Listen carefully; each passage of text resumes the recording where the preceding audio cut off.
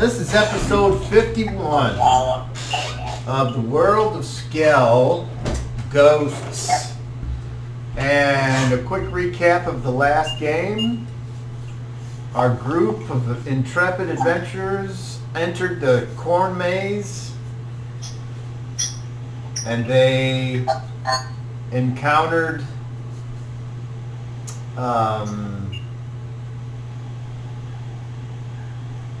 people, ruffians, or bandits, or just people they don't know, but they looked like they had skin made of the husk of corn. And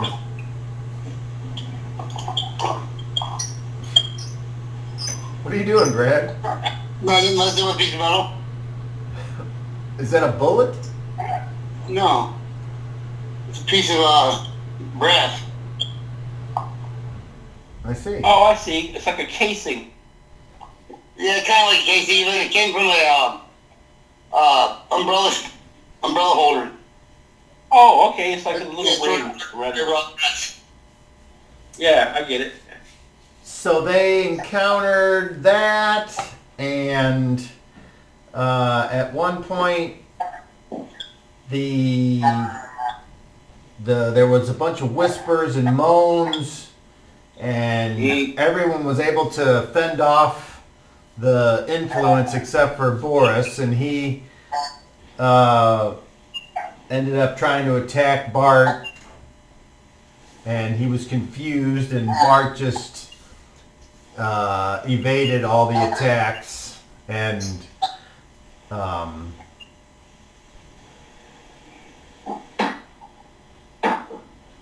then it's at one point the Druid, Shadrach, cast the spell Speed Rot that caused a very large section of the corn maze to wither and die. It grew fast, and then it withered and died, and at the very edge of the area of effect of the spell, they saw a huge corn cob, like upright, with a hideous skeleton face near the bottom.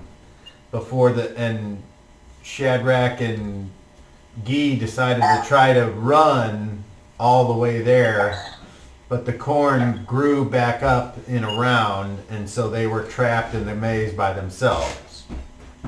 And this was after the group had dumped over this 15-foot wide, 10-foot tall jug in an open area in the maze, trying to see what it was about, and it had some kind of alcoholic beverage in it that just kind of spilled out and went onto the ground. Well, that's why it does it out. So Shadrach was attacked by misshapen swans, and another name for swans is cobs. And as he kept trying to cast spells, they just kept pecking him and ruining his spells, until finally he shape changed into a little black bear, a medium-sized creature, and then that's where we stopped with him. And then he ended up being having a encounter with one of the corn-skinned bandits, and just with one hit took him down. And that is where we left off, with Boris regaining his senses. Huh? Don't forget that. Guy fell back towards the group, but Shad did not. Right. Guy, according to the map that I have exactly where Guy and Shadrach are at the moment. And you might want to swap your cameras like you did last time. Please. No, Cobb to the battle board and his face on the smaller camera. And I can do that. Writing drawing's better that way anyway. There we go. Not that I don't mind seeing you, Cobb. No, I understand. So, unless there are any edits or questions or additions to the recap, we can begin.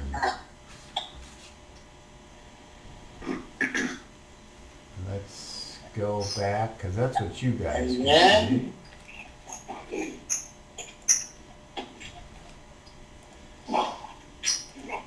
Oh, my kidneys. All right, so around the tipped over jug, we have Boris and Vanessa, who, until Daryl gets here, they will just basically observe and go with what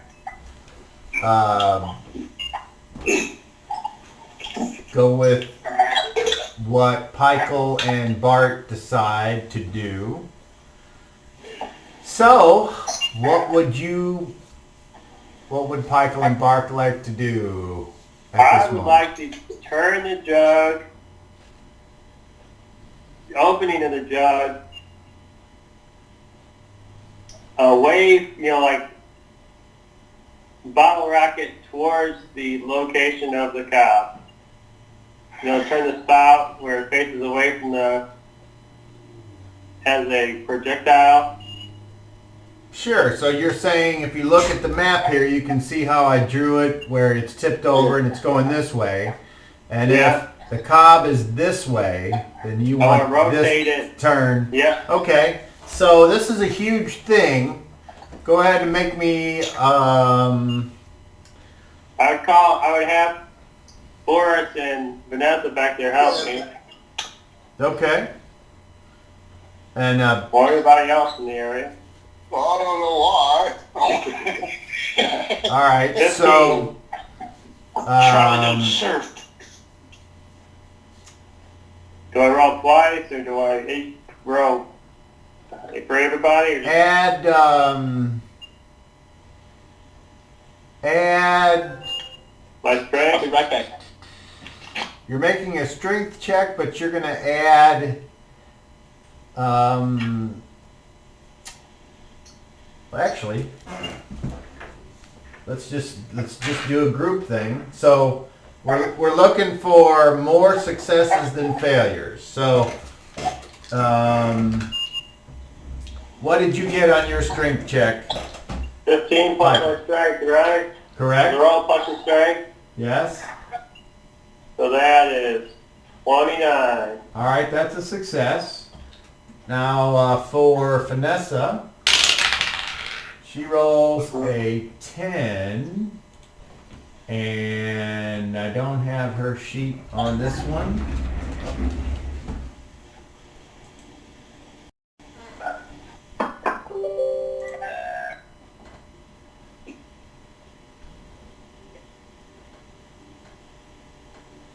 And she gets a 24, which is a success.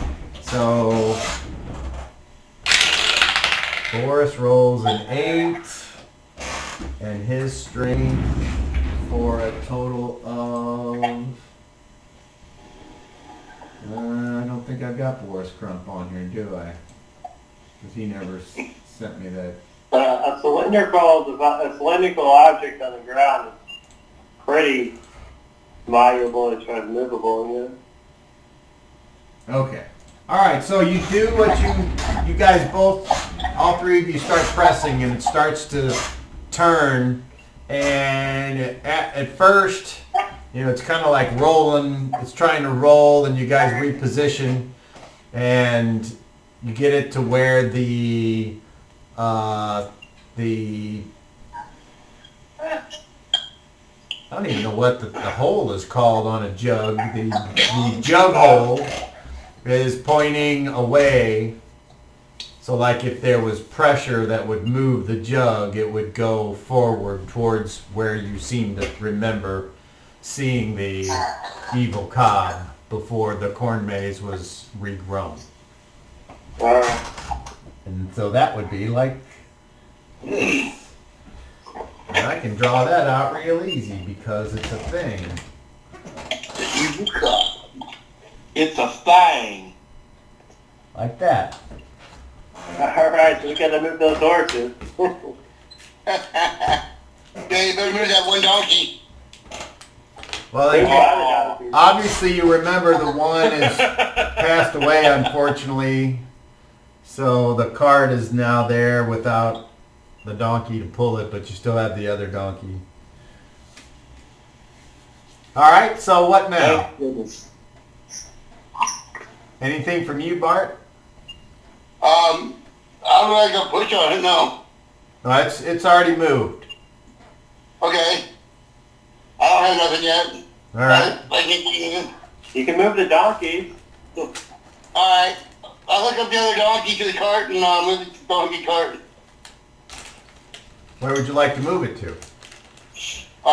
The other side of the bone, I guess. Over here by us. Okay. Well, just like back here. Well, yeah. More over by the party. All right, there you go. Right, yeah. Everybody hide behind the cart so if this thing goes haywire, we got something to hide behind.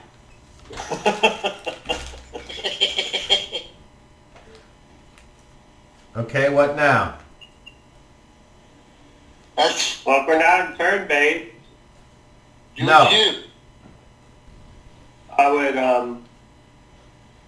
I would cast a spell. You're gonna cast a spell. What spell are you casting? Yeah. Rocket I'm tree. casting Sunblade. Holy crap. Sunblade. Sunblade, Michael holds his holy symbol up in the air and says, Kara, Kakithram! And a fiery, flaming sword appears in his hand. And he smacks it to the back of the spout of the jug.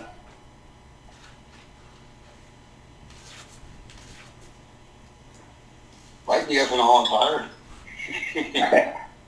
I'm not sure that'd cause a rocket effect, but it might. Well, it's fumes. Moonshine's a son of a bitch. Right.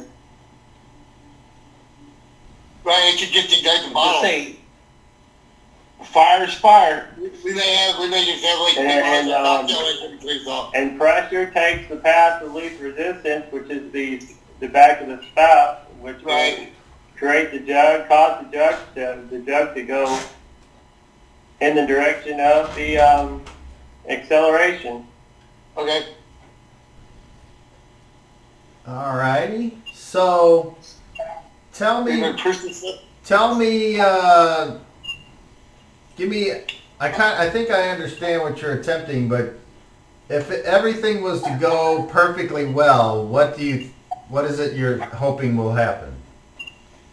The moonshine's gonna ignite the fumes because we emptied out most of, a half of it, so there's gonna be a big pocket of fumes in there, which will create a explosion, which will cause the jug to accelerate forward towards the cow.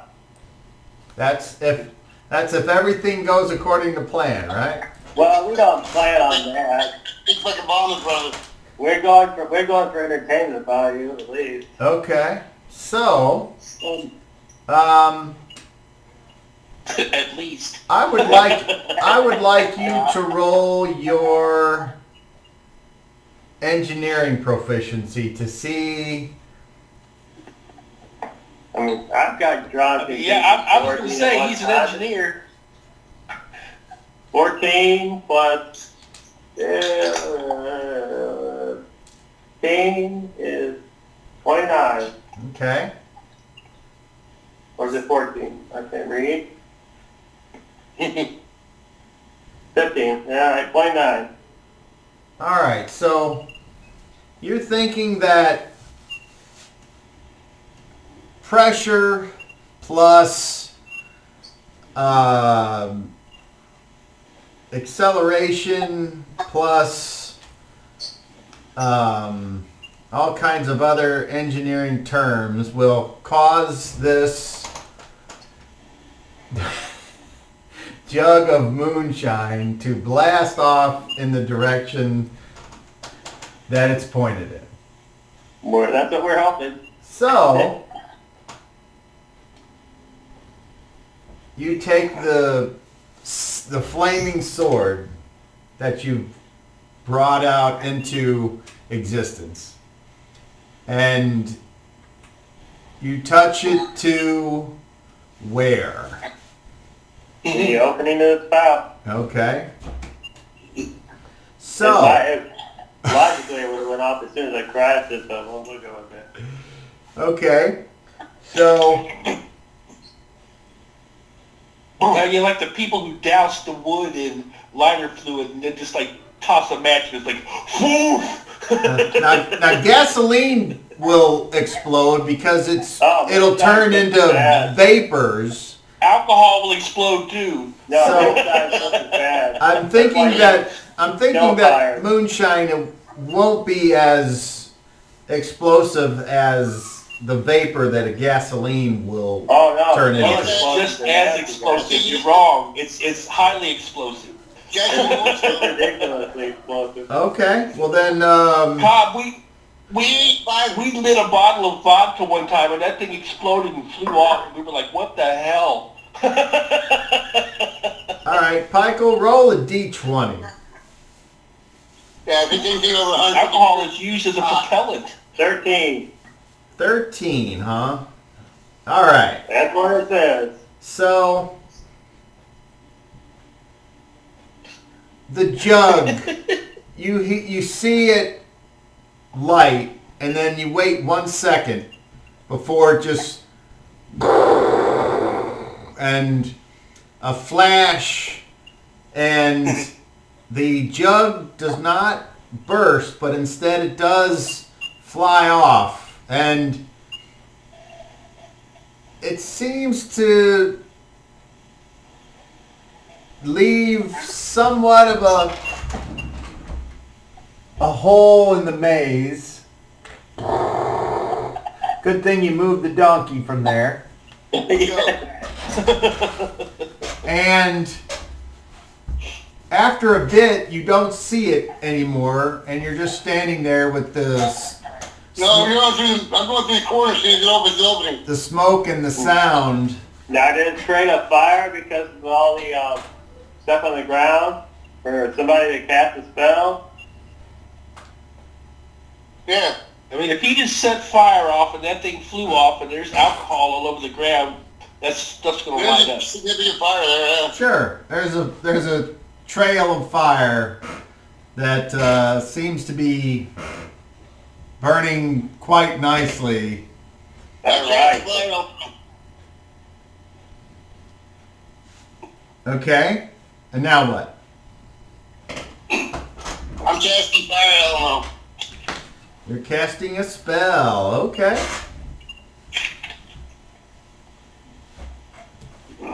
What's the name of the spell? Summon, or what is it, Conjure fire element? well, I got here on the screen. He's summoning a fire elemental. Conjure element. Conjure Elemental. That'll be in the first book here, I think. And That's one of the basic high-up spells, yeah. let's see. Conjure. Shame on you, Bart. You should have all this stuff on scrolls. Much quicker. I probably do somewhere, but I don't have my list of scrolls right now. I know. It's somewhere in my fucking bag and haven't fucking looked for it. Bart and Gaspar would walk around with a bunch of potions and scrolls. What level spell is this? It's a, fourth or fifth? 1, 2, 3, 4. It's a fifth level spell. I was going to say, that's a high-level spell. Yeah. And what's it called? Conjure elemental. Okay. I see. I'm looking at the wrong spell list. That's right, because you are a wizard. He's a hairy wizard. A hairy elf wizard? So let's see if I can. Grow beer. Let's see if I can. Beer. Elrond in the movie should have had a beard because Elrond was a half elf. Elrond was not a full elf. And he had a beard in the book. Let's see. I should go back and read The Hobbit. I haven't read that stuff in probably 25 years at least. I think it's funny. The Hobbit wasn't even meant for publishing. It was a book that he wrote for his nephew. Yes, it was. Yeah, it was like for personal use. Yeah, I'm a big Tolkien person. The song "Looking Out My Back Door" was written for John Fogerty's nephew, and he just a lot of stuff. Okay, so materials will only be the fire. Bard, it takes you 10 minutes to cast this spell. I know that. I still guess. Holy crap! Yeah. Uh-oh! Reinforcements have arrived. Uh-oh! Thank goodness. Hello. Right on time. So, let's see. There are actually 4 spells. The wizard is able to conjure an air, earth, fire, or water with the spell, assuming he has material components. Which is a significant amount of whichever one I use. How many rounds is That's why I say you should have, if you had that on a scroll, you could just read that scroll and summon an elemental. No, it still takes time. Sulfur and phosphorus is what you need to summon the fire, conjure the fire elemental. Conjured elemental must be controlled by the wizard. The spellcaster must concentrate on the elemental doing his commands, or it turns on the wizard and attacks. The elemental will not break off a combat to do so, but it will avoid creatures while seeking its conjure. If the wizard is wounded or grappled, his concentration is broken. There is always a 5% chance that the elemental turns on its conjurer, regardless of concentration. This check is made at the end of the second and each succeeding round. An elemental that breaks free of its control can be dispelled by the caster, but the chance of success is only 50%. The elemental can be controlled up to 30 yards away per level of the spellcaster. The elemental remains until its form on this plane is destroyed due to damage or until the spell's duration expires. Note that the water elementals are destroyed if they are ever more than 60 yards. That's an awful long duration. You sure you want to waste it? And we still don't know. I guess it's probably Cobb shouldn't be immune to fire. I mean, that's like 10 rounds of combat. All right, so while Bart is casting this spell, is anyone else that's there doing anything I need to be aware of?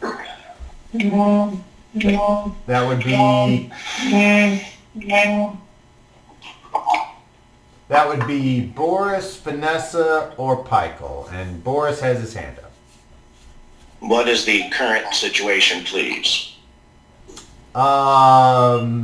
Pikel asked for and received help in turning the jug so that the spout was facing away from where he thought the cob was, all that distance away, and then he summoned a flaming sword, I think, and lit it on fire, and it took off through the corn maze like something that has pressure escaping it.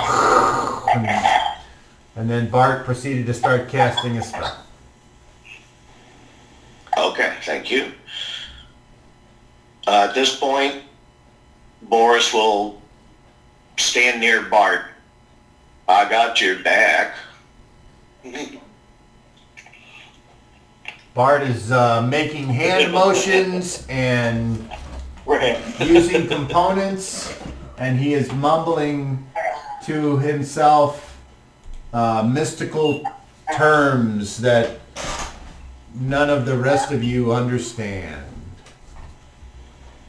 Holy magic from the ether. So, the corn that's burning, the area that's burning, is it growing back?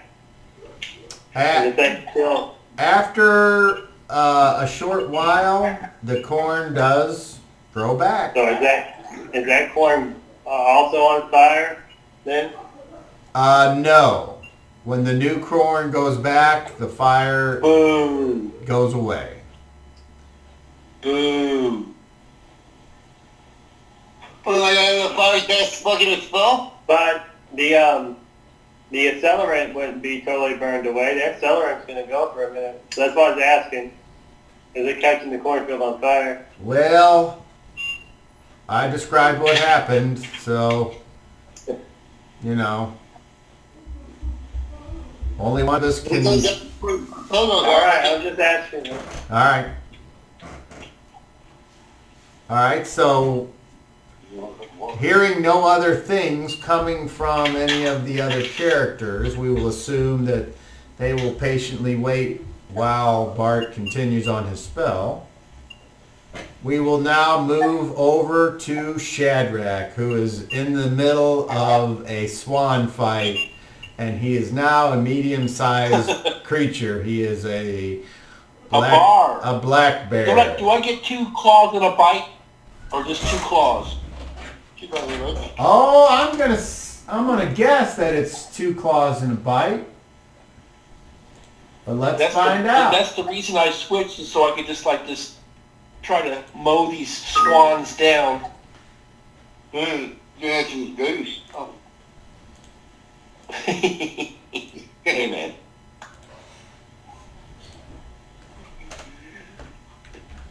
That ain't right. All right. Swan ain't nothing but pretty goose. Black bear. Black bear has an armor class of 7. I think you use your Thaco, if I remember correctly.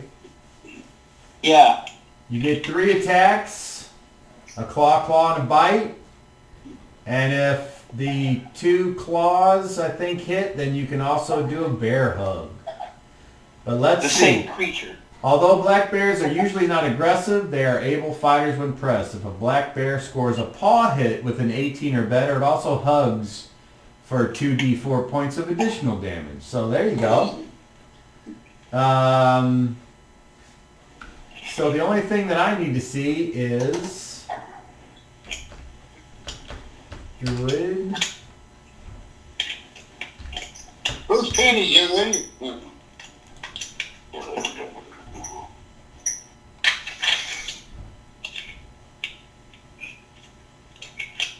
Druid, no. That's the advantage of the black bear that they talk about in the rules jockeys. That you get the 3 attacks and you get the bear hug and you get the extra claw, and yeah, it's a pretty tough animal. So Priest. Druid. Granted powers. Okay. He gains the ability to shape change each animal form. The size can vary. The druid can only assume the form of a normal real-world animal in its normal proportions. But by doing so, he takes on all of the creature's characteristics, its movement rate and abilities, its armor class, number of attacks, and damage per attack. So it doesn't say... Can I keep my Thaco? Yeah, it doesn't say anything about Thaco, but there's probably... Wouldn't that make sense, though? Yeah, that's kind of a... You go with the normal way of doing things, and that would be it. So. Because, I mean, a high-level druid could turn into a weasel and get you a nasty attack by just leave. All right, so... He has a high Thaco, yeah. Shadrach, actions. I am swatting and biting at swans. All right, roll initiative. Beat a 9. I rolled a 7. All right. On very fast. These small swans all bite at the bear. And you haven't killed any of the 8 swans yet, so... I'm just starting. Yeah. All right, so... armor class of 18. Nope. 5. Yes. 5 and 7. Yes. All right, so that's Yes. that's 3 hits. Armor class of 6, Yes. 10, No. 10, and 12. So 4, No. 4 spurs. The little swans have their little spurs.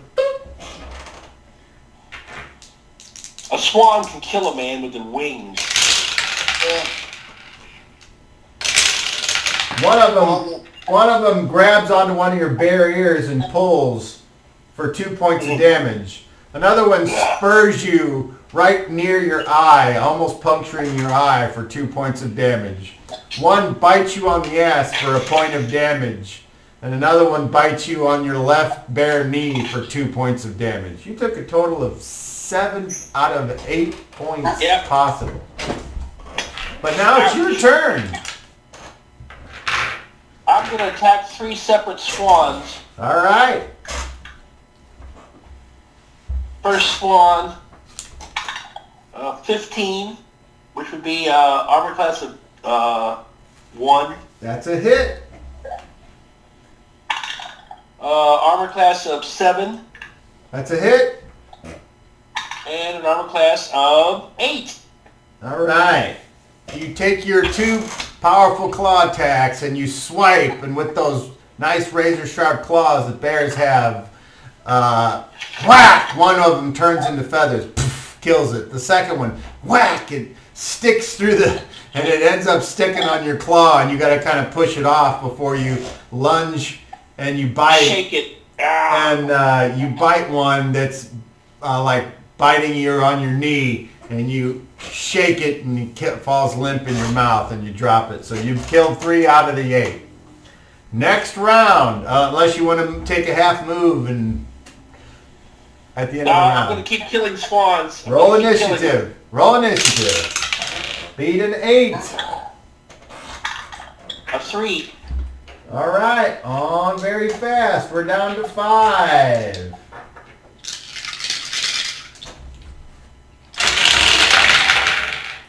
Armor class of 6, Yes. 12, 19, 1, Nope. and Yes. 19. You got 2 hits. So 2 of them hit me. You take another 4 points of damage. Man, that shit's adding up. How much do you have left? Just out of curiosity. I'm at about 2/3. I'm 2/3 good. All right, your turn. Claw, bite. That's an 18. That's a hit. That easily hits. That's an armor class 1 and armor class of 7. That's a hit. So all 3.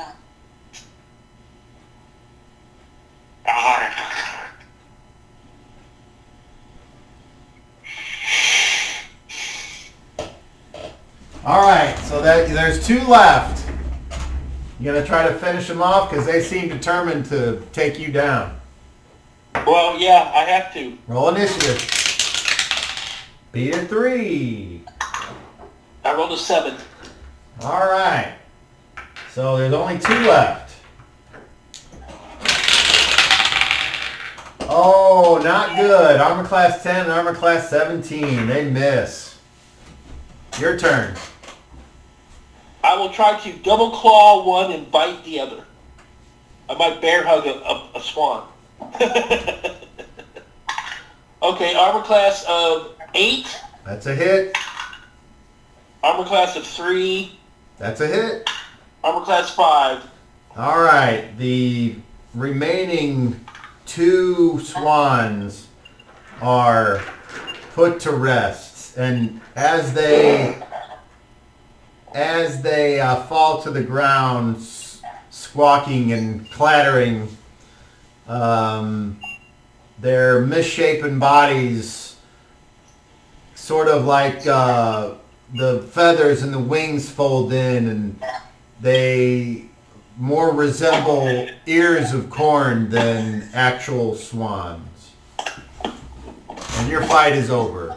So, Guy, you heard a tremendous sound coming from close by you, and as you look, something is happening through the corn, and you're not sure like what direction it is, but you can tell It's coming towards me.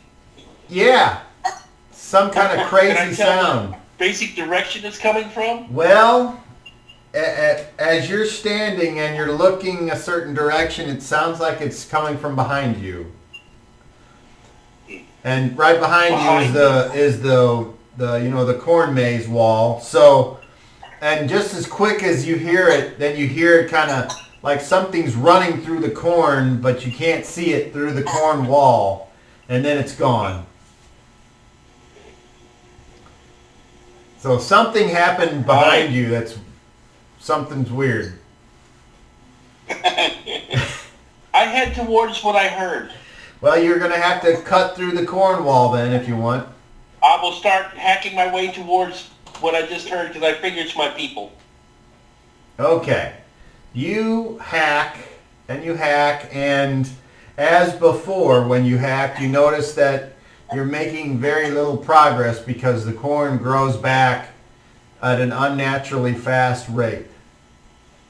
And for you old school players, there was a first edition module or a basic module, and I think it was like it was either Palace of the Silver Princess or something. I The can't. Tower of Inverness. No, definitely not that one. But in that module, it describes how when they're like you get to the edge of whatever, and if you try to hack your way through, you notice that it grows up real quick, blocking your path. And this is doing the same thing. I see an I'll old. cry out. Nice. I'm over here! Speaking of old school, That is old school. Okay, you cry out, Guy. What do you say? Over here! Okay. this way. I need nobody to make any roll at all, but Bart, you're busy casting a spell, but Boris and Bart, I'll let you roll a d20. I need just to see if you can hear this as well. Fire low. You want low. Roll a 1. All right. Oh, All of you here, coming kind of from the direction that the jug fired off, you hear what sounds like Guy saying, "Hey," or whatever it was that he said. over here!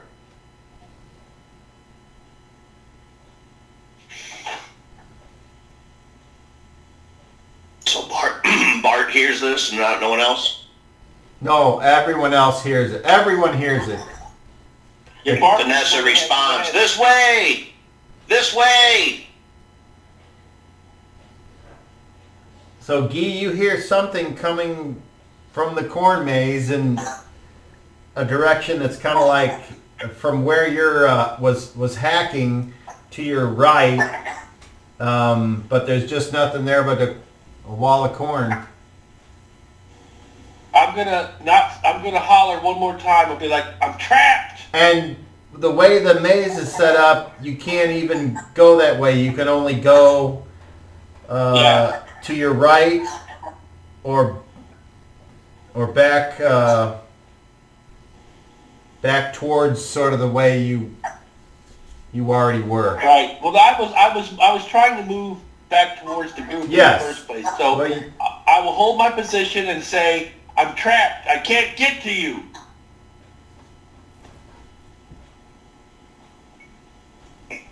can't hack my way to you. Over here! Now, obviously, Bart. Vanessa moves that way. Bart, you hear this, but you know if you respond, you'll interrupt your own spell casting. So there's really nothing you can do about it. Everyone else can respond however they want. I heard Vanessa say she's gonna start to move, try to go in that direction. So, what's Pykel and Boris gonna do? Anything? Boris is standing fast at Bart's guard. I'll Okay. wait for Bart to get done with this thing so we have a path maker. Okay, so Vanessa, you start to walk out of this large room where the jug was, and you go 5, 10, and it only goes right. You keep going by yourself, or do you? I stop at the corner and I say, "This way, Gee!" So now, Guy, she sounds a little bit closer, even like she's just on the other side of that corn. And he's gone. Okay, how would we?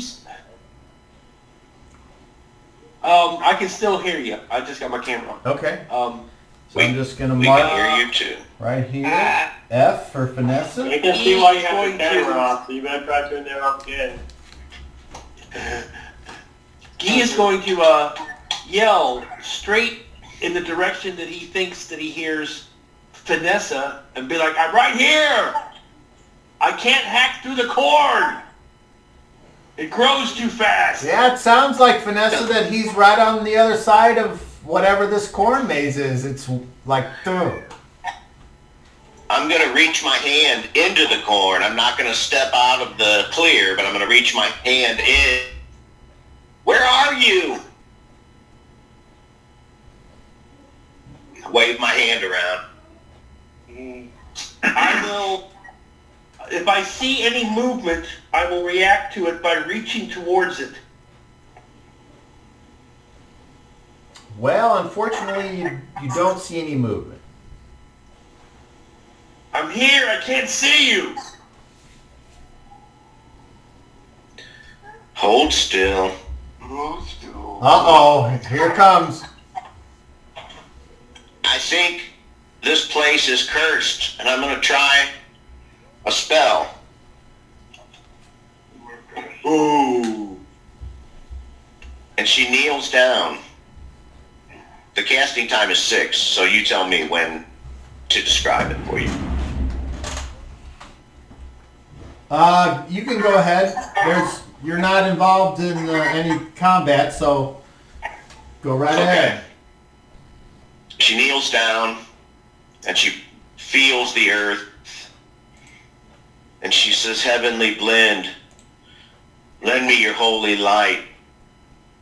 Work through me to remove the curse that has plagued this cornfield.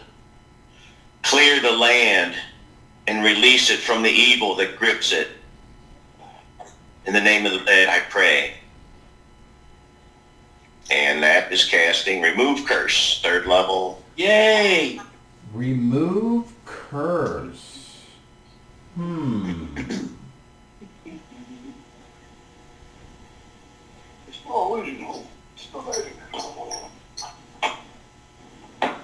Yeah, you'll have to look at it because the area of effect is special, and there's a couple ways it can be used. So you'll have to make a judgment call for me on this one. I think it will, because it does specify the presence, sensing of the presence of evil in an area. So Yeah, you have a different We'll way see, of we- approaching evil than Chad does. And it's called Remove Curse. yes, Alright. Let's see what and in volume 2 of the priest spell book on page 492. Yeah. Excellent. Well, I hope it helps something. It may not be cursed, so we'll see. Well, it certainly seems to be that way.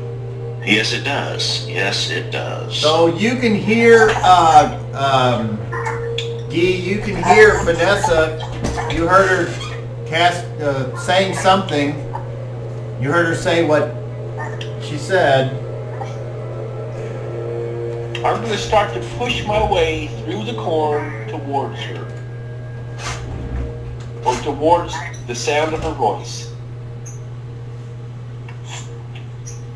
That's all I can do. Just walk to the corn, unless it's super thick, in which case I will still try to chop my way through. Okay. All right. Well, I have an idea, and I think it's fair. And let's see. Yeah, I'm not trying to be dickish about it. No. Either I have to, You just I say have to hack, or I can just start walking. You just say what you want to do, and then I give you the results. You can say whatever you want. You can try whatever you want. But let me finish. Yeah, I'm not trying to interrupt your spell. No. All right.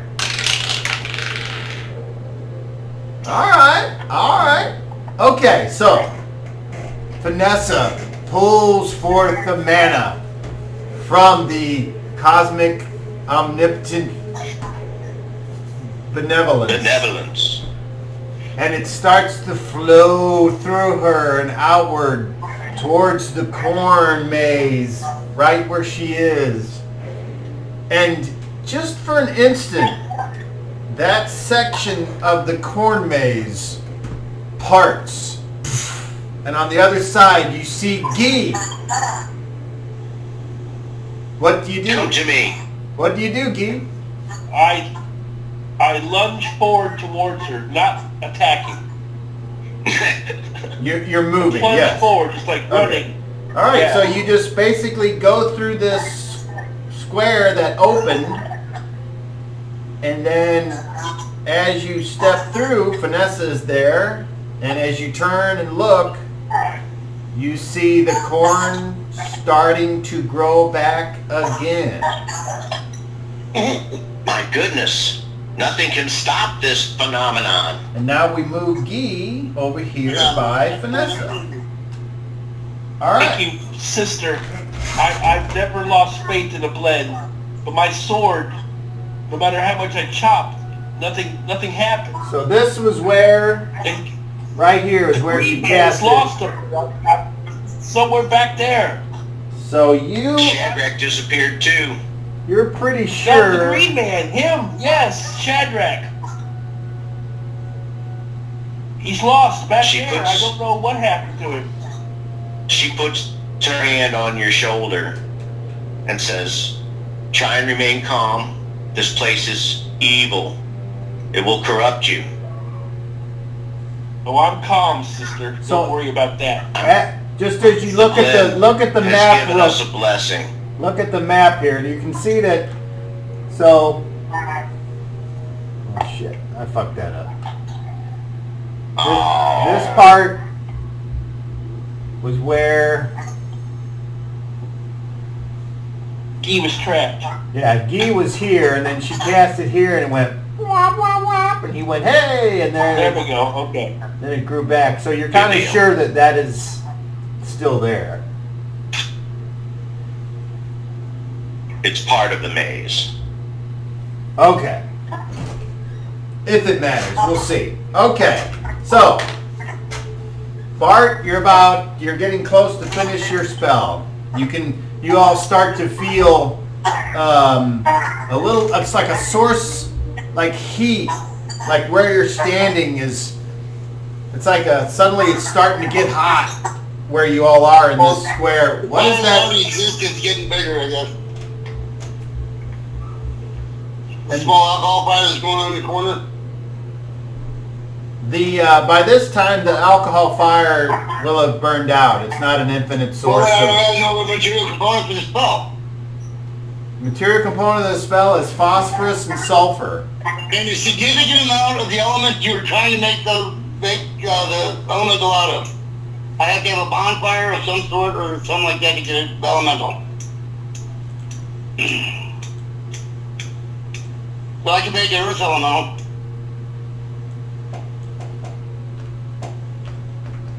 If the fire's out, there's no sense to cast the fire elemental.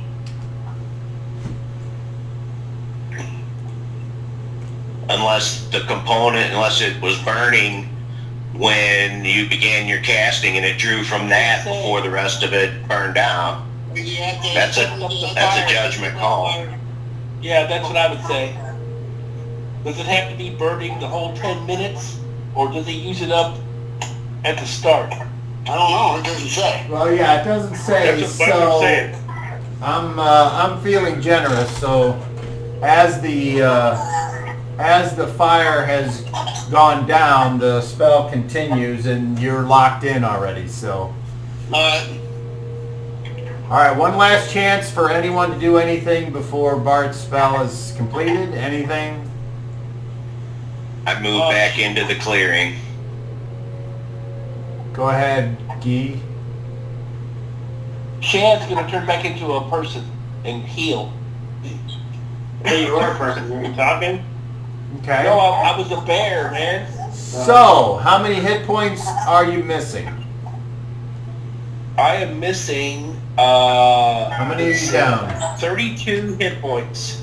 You took 32 points of damage? Nice. Yes. Okay. Yeah. The swans chewed me up. Alright, roll a d6. The swans chewed me up. Okay. Yeah. I rolled a 4.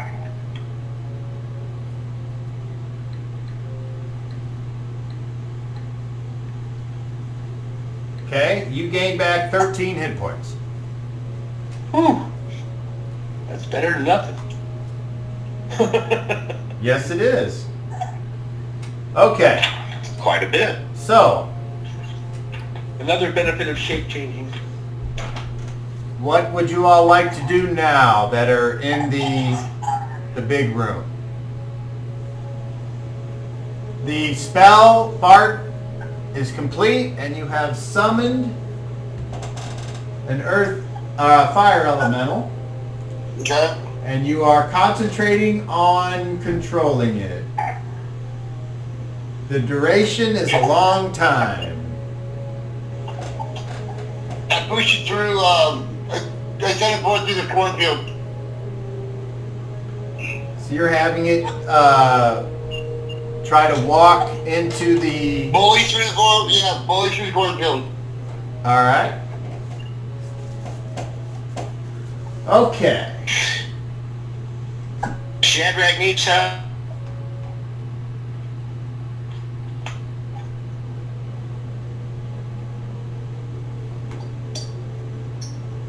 Shit.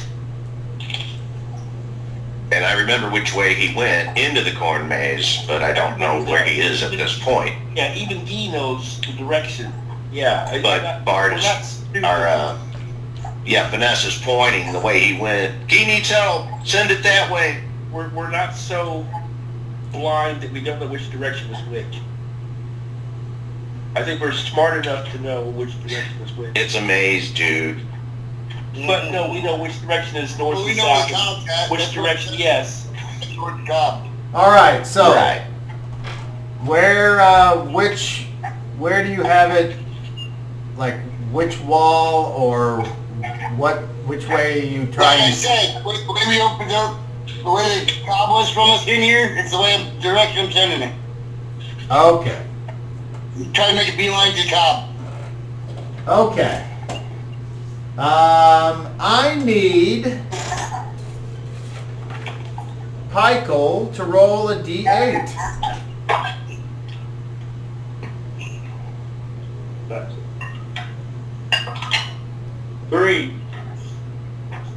Okay. As the fire elemental starts to move into the wall of the corn maze, the corn, the plants heat up and start to burn and sizzle, and then a combination of whispers, screams, moans, and laughter cause everyone to put their hands over their ears or concentrate on a pleasant thought or whatever. All of you need to save versus spells.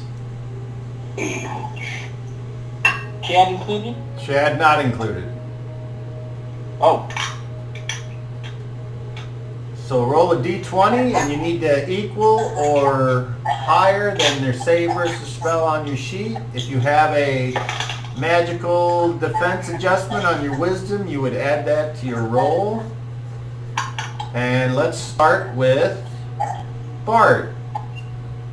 Yeah, I'm all over. I got 12. I need 9 or 8. Okay, and then let's go to Vanessa.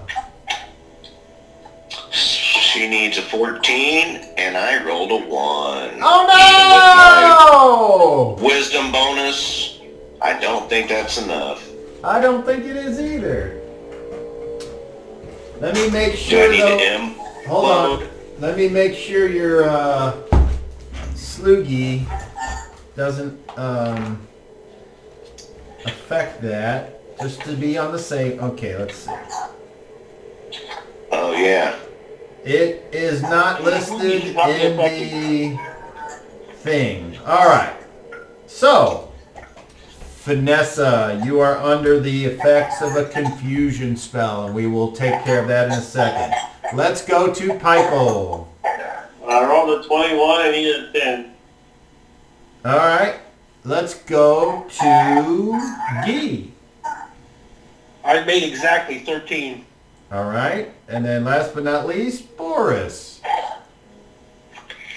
I rolled a 7, and I need a 14. Okay, so Boris, you are once again under the effects of a confusion spell. And Jason has his hand up. I want to make sure my ring gives me that plus on that saving throw, correct? I don't remember. It's a +1 ring of protection. Let me see. I don't know. But I will give you an answer. I thought it did, but if not... They do. I have my computer that works great now again, so let's see. Improves armor. I know it's armor class, but I thought it might be saving throws as well. At least in the later editions it is. Yeah, it does give you a +1 on saving throw die rolls. And I made it exactly by 13. Okay, so Boris and Vanessa, Excellent. the voices and whispers enter into your mind, and as Boris is hearing this again in his brain, he's thinking, oh no. He says, I don't have a ring. Okay. The spell causes confusion. You are allowed saving throws versus spells with -2 penalties adjusted for wisdom. So, Guy, that means you failed. Those successfully saving are unaffected. Confused creatures react as follows. So, first, let's roll for Vanessa. Roll a d10, please. I've been robbed. Yes, you have. Come on, there's a 10 here. 8. Okay. Boris, please roll a d10.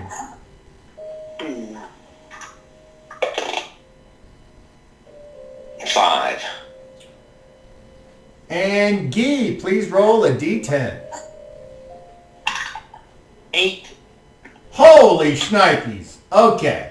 So, as the whispers and as like Pikel and Bart are like able to shake off the effects and the wisdom and the moans and the low-pitched screams and the thoughts of craziness, you're able to use your minds and just concentrate and focus, and you kind of push them away. Unfortunately, Boris, You stand confused. You're just like, dude, and you're hardly able to form a coherent thought. Unfortunately, Guy and Vanessa both attack the nearest creature, which is each other. So, I would like, and since you both attack each other, you're under the effect of the spell. Yeah, what can I say? So, Yeah. both of you roll initiative, please. Guy got a 3. Vanessa 10.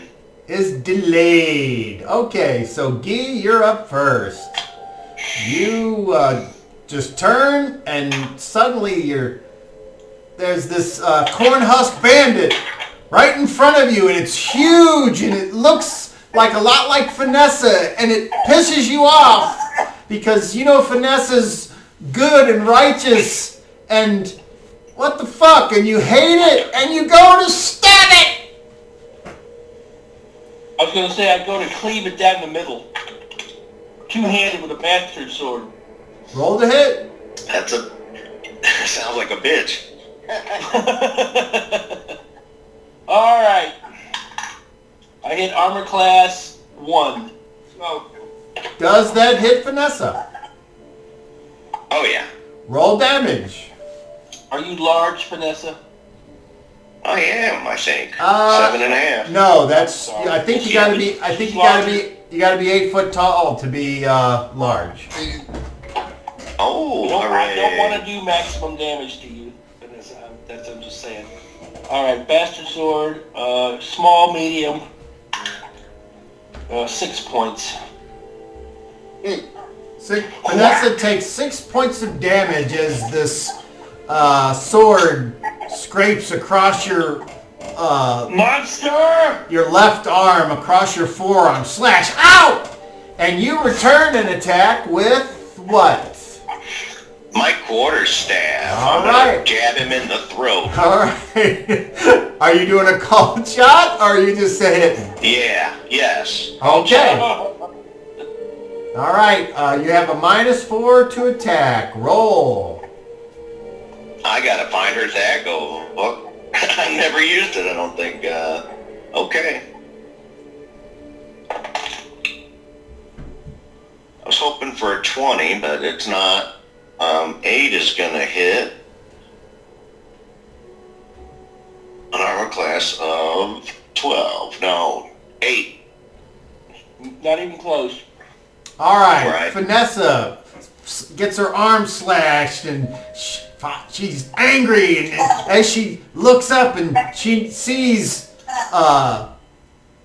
like this corn husk bandit, but it's trying to look like her friend Guy, her traveling companion, and she's like, oh no, and she takes her staff and she jabs it straight at the neck, but the corn husk bandit moves aside easily, and you whiff with your strike. Okay. Does anyone else wish to do anything now? Because this is the next round. And... If you know, would you do this field? oh, wait, I'm sorry. I need, at the resolution step, I need Boris to roll a d10.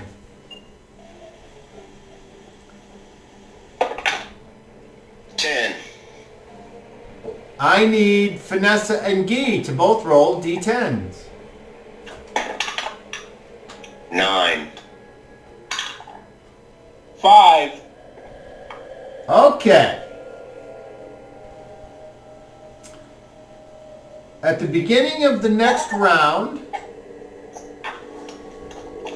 Boris, you get to do whatever it is you would like to do. Guy, you are standing confused, unable to react. Vanessa, You are attacking the nearest creature. Gee. And Bart or Pyko, do you have an action? And we'll start with who's closest to the fight, and that would be Bart. Yeah. Action. I move away from the fight.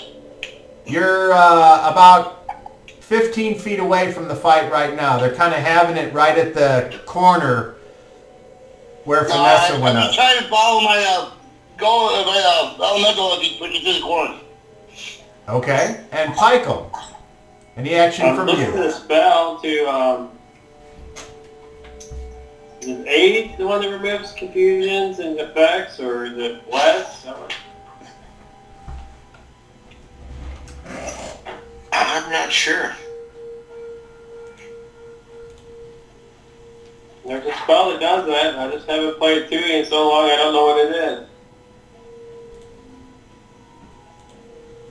Let me see if I can see something on your list. A remove fear or something might. But I think I know. I recall a spell doing that as well. There is a spell Aid remove. is one of those spells that has multiple effects. There is a spell called remove fear, but you're. I mean, if you are interpreting any of what's happening as someone being afraid, I have not done my job as the dungeon master to describe it properly. Yeah, I'm the one that said that. I'm just throwing something out there. It's going to say you saw Vanessa and Guy attacking each other. There's second level. No let's fear there. see. Obviously, that would be a thing. But I don't see anything on your second level spell list. Third level.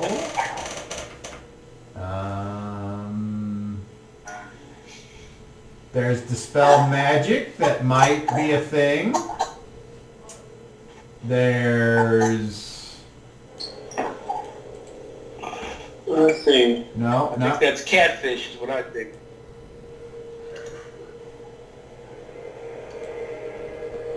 And then... Now, so you can cast up to third level. So... I'm thinking... Dictate will cause someone to do what you tell them to do. It's not aid. But You mean command? no, there's a spell called Dictate that...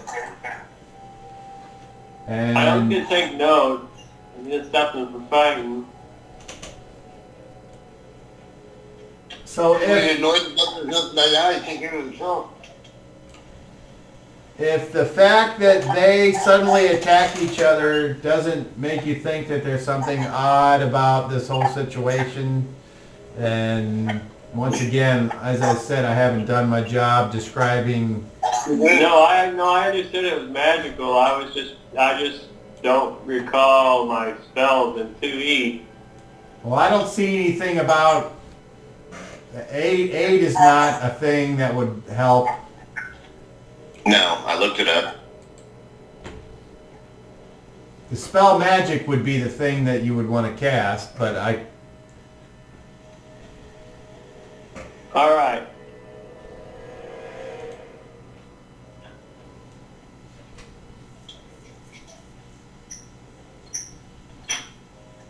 That one, okay, I'm going to cast the spell magic then. So it is a... You can cast it on one item or a 30-foot cube, and everything in the 30-foot cube. 30-foot cube. Hopefully you got so many magic items on you. That doesn't destroy magic items. I'm pretty sure you're not going to dispel my ring. Yeah. Okay, so you're casting a spell, Pyko. All right, Yeah. so I would like Vanessa And Bart is not involved in this. He's decided to follow his elemental. So I need Vanessa and Pikel to roll initiative, please. That's a D10. 8. Vanessa got an 8. 8. She's a lumbering. Uh-oh! Simultaneous monkey! I need Pikel and Vanessa to both roll D20s. 4. Alright. What's in that plate? All right. This happens to Pikel, unfortunately. Pikel, roll another D20. 4. Man, we got some wild-ass monkey jam going on tonight. Okay. Oh! Okay, so... Wild ass monkey jam. Pikel, in the confusion, the mule that has been hooked up to your cart, it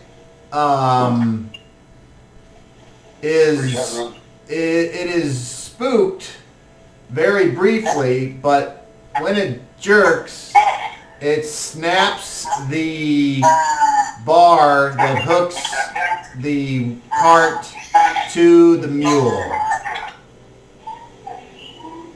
And now we go with speed. So what is the casting time of the spell?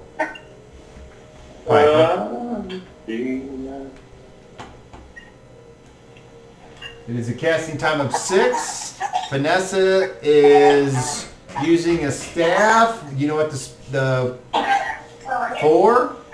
Okay. Yes. So, Vanessa, you get to try to hit Guy first. Alright, I'm gonna whack him. Roll and tell me what armor class you hit. That's a little better. I think I hit a 5. Okay, Guy, you do not have any dexterity bonus. What is your armor class without dexterity? Or your shield? Because you're just standing there after attacking me. Just, that don't count as prone, but he's not defending himself.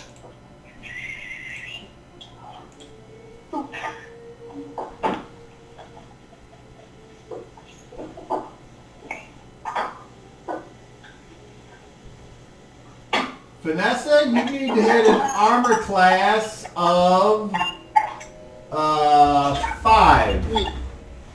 I hit 5. Then you struck Guy. Roll damage. How about that?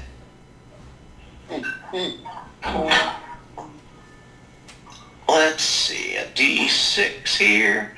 And is there a strength bonus? No, there isn't. 4 points. Okay, and then I also need you to roll a D10. Come on. 8. Guy, I need you to make a saving throw versus paralyzation, but at -4.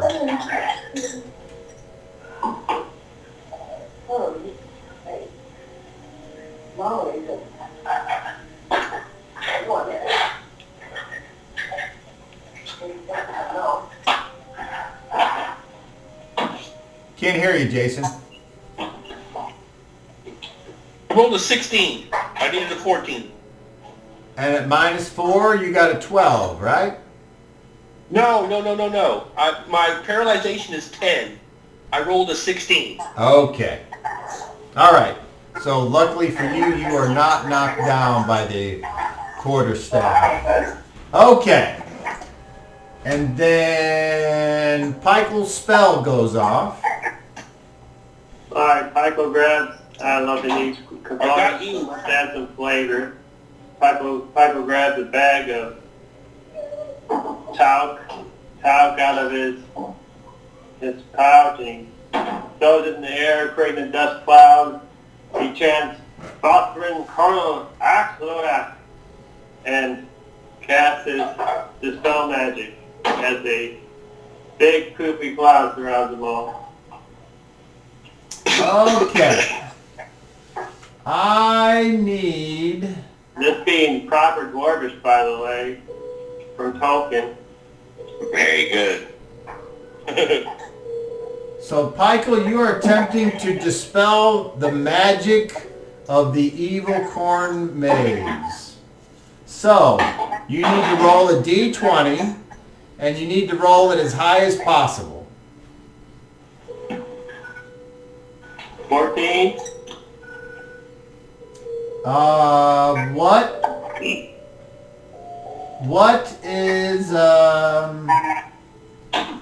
level is Pykel?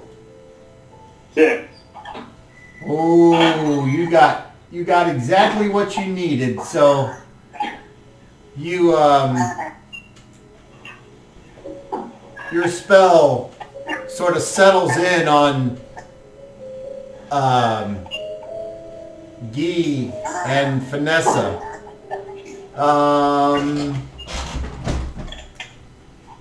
10, 20, and theoretically you can get everybody in that spell, except for Bart, who has moved along with his fire elemental. And the effects of the confusion spell are removed. They are dispelled. And Boris, Vanessa, and Guy are all able to regain their senses. Oh my goodness, I'm so sorry. I'm so sorry. Keep your heads together. Let's follow this wizard. I fall to my knees in front of Vanessa. My lady, I've harmed you. It wasn't your fault. I didn't mean to strike you either. I apologize. Get up. Struck me? Oh, I see. Oh, All right.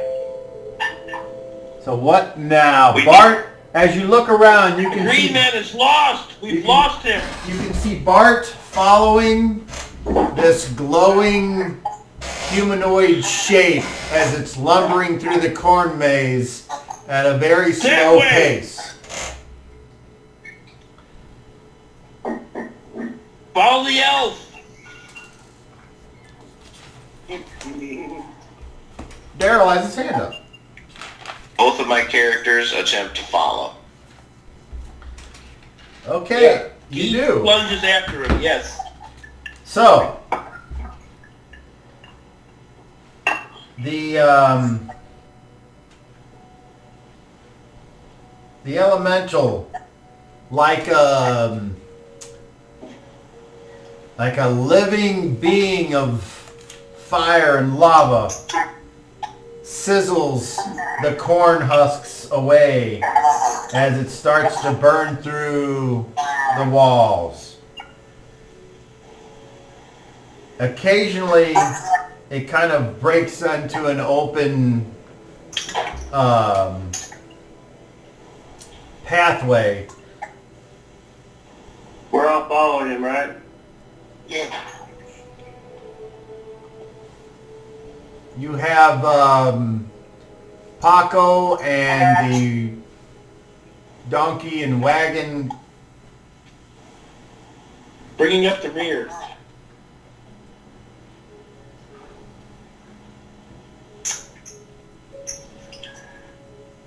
As you continue to move,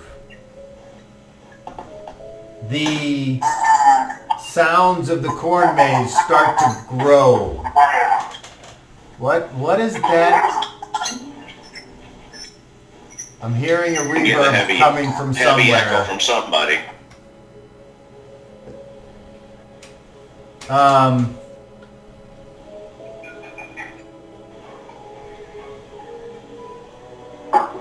After you seem to walk 25, 30 feet. The elemental's progress is much quicker when you're not attempting to go through the walls of this maze. I need Bart to roll a D8.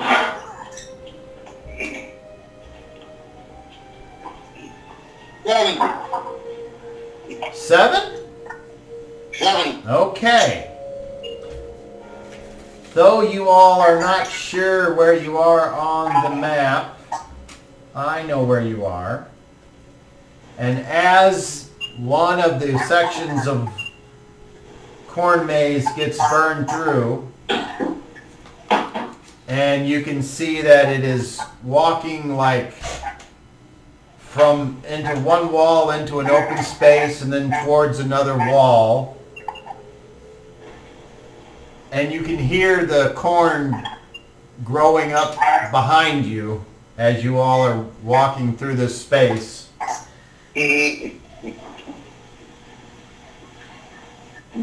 I need everyone to save versus wands. And there is no adjustment to this saving throw. Come on, Juan. Don't be like that, man. And Versus wide. on your sheets, Wand. Wand. That's good. Wow, he's got a better save than Shad versus Wand. That's crazy. Alright, that's easy. Okay. okay, so we'll just start at the top. Gee.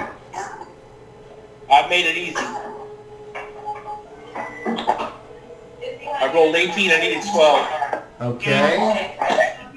And then we'll go to Bart. I needed 7. I rolled a 10. Okay.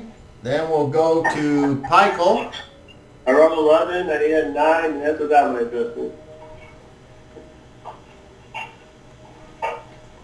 Then we'll go to Vanessa Fail. and Boris.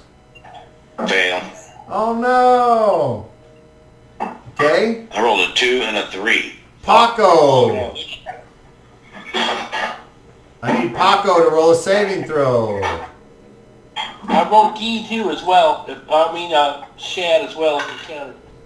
Paco rolled a 16. Oh, I gotta look that up. That's close. That's probably a save. We're damn close to it. If Yeah, my worst saving throw is a 12. it's like Shad's save versus Wands is worse than Gee's, which is weird, but okay. I can pretty much eat strychnine. My saving throw versus poison is a 5. Yeah, Gee's is 10, so that makes sense because you're a dwarf. Yeah, dwarves can drink. Well, I'm a priest too. I'm a priest. Like when we were fighting. Yeah, I mean, but still, dwarves can drink, lighter fluid and get drunk. So.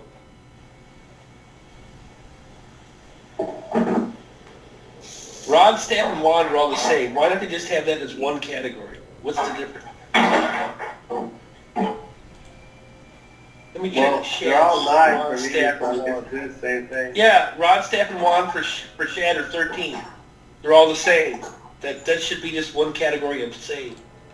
Well, actually, no, I have a 15 on the front button. Did I do that? Or device. Magical device. That should be the save. Device. Magical stick. Yeah, magicals, they're all the same thing. The gadgets saving throw. Gadgets, You know what I'm saying? that sounds like a Tinder thing. What race gets the bonus against sticks? That's Oh. I guess it might. You know, you might be right then. Okay. Paco needed to roll an 18. Good God, what is he? Level 0? I know. I figured still 16 was a good roll Okay. for Paco. So, Well,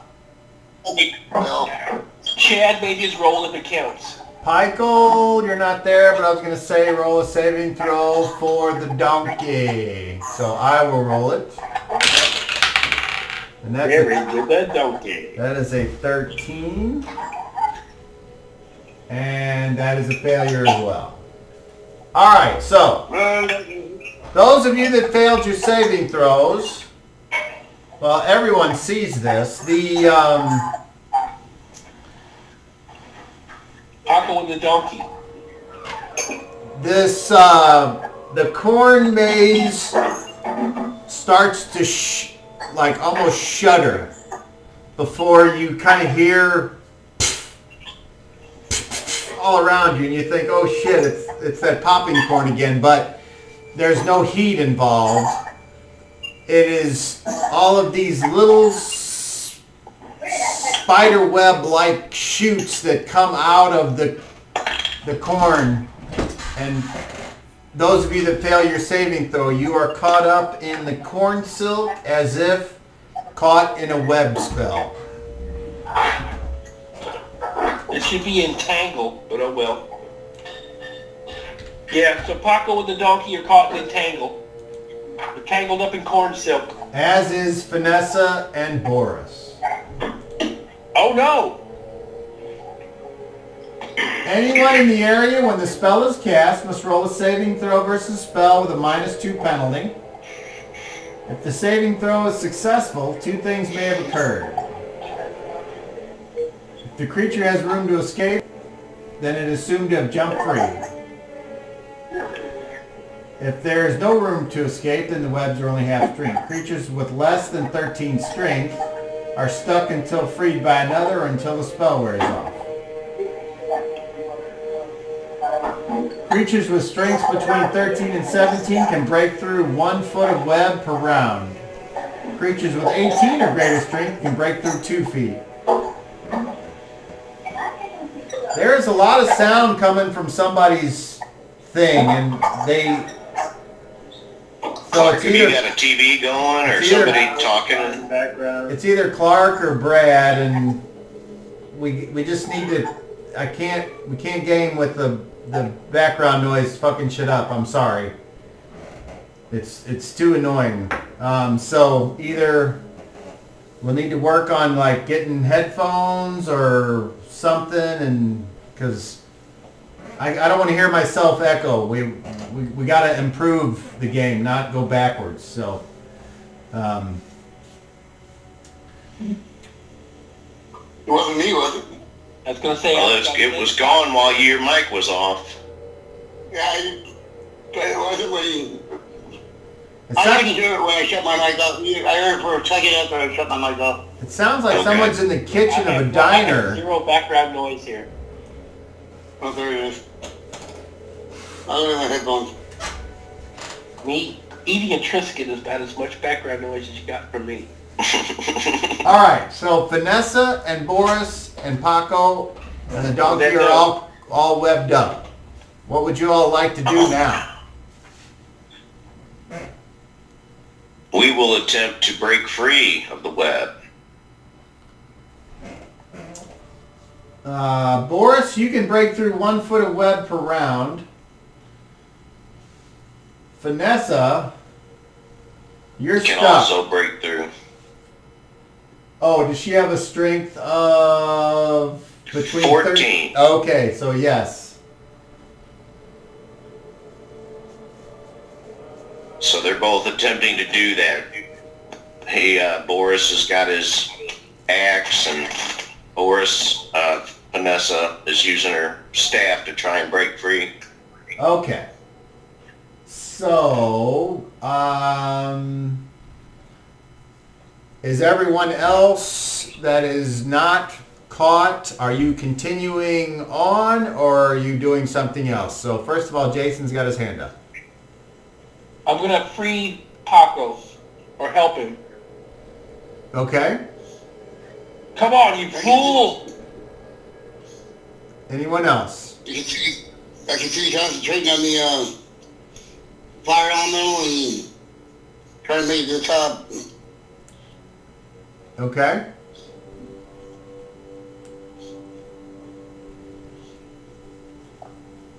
That did take care of the echo, the rattle, the background noise, whatever it was. Thanks, Brett.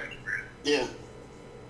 Michael, do you continue on following Bart or do you do something else?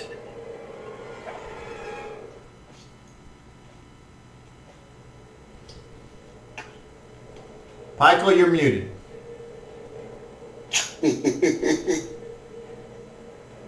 I hit the mute symbol to unmute me. Alright, I'll pull the donkey out. It should have the high strength enough to move and try to keep up with Bart. Okay, so we'll say that those of you that are in the web or helping people in the web, you're obviously delayed. Yeah, the background noise is back. Yeah, let's noise now. And Bart, if you just keep going, then you are leaving them behind. I'm not gonna leave them behind, but they just keep the elemental busy fucking with the corn though. Okay. So after, I will let this go randomly. I would like Vanessa and Boris and Paco to all roll d6s. Jason has his hand up. Whatever happened to Shad? Shad is far away. It's been a couple rounds. He's had nothing to do. Just saying. Well, he's probably just now finishing up a fight. Okay, that's true. I get it. Right on. So, Vanessa, what d6 did you roll? A 1. Oh, okay. How about Boris? 2.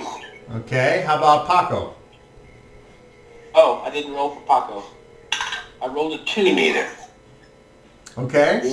And Paco, roll for the donkey. 3. Another 2. Okay. So, Donkey's fighting his way through the web. Well, it ain't kicking. okay, so it takes that many rounds for you all to get free of these webs. So, after 3 rounds, you all are set to move on and catch up with Bart. However, as I previously stated, it takes 1 round for the corn to grow back. Yeah, go team players. So Bart has left everyone else behind, and you all are stuck in the maze without him. Huh? I said I wasn't leaving anybody behind. I was leaving the fucking, I was having the elemental keep being busy fucking the corn. He did say that. Okay, I misunderstood. That's not what I heard. But if that's what he said, I'm fine with that. So Bart, you... That was the exact words he said. So you did not leave them behind. You just wait for them to free themselves. Yeah, and I had the fucking elemental fucking with the corn in front of us. Okay. Okay, so that puts you all...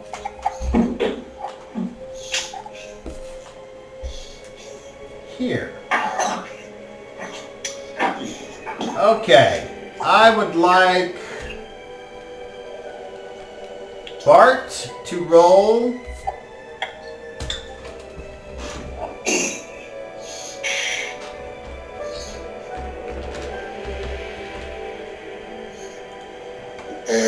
I would like you to roll. If I can just watch the move, if you don't, those will be come up.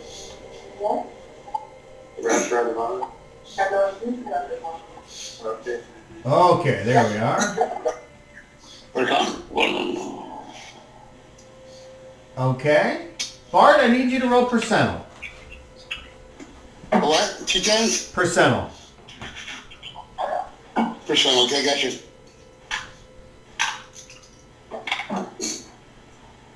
56. Okay. I would like you to roll a D12. 5. Okay. Awesome. All right. It's too cold. You can't hold that. I know you want to, but So you all keep walking as this elemental burns through the maze.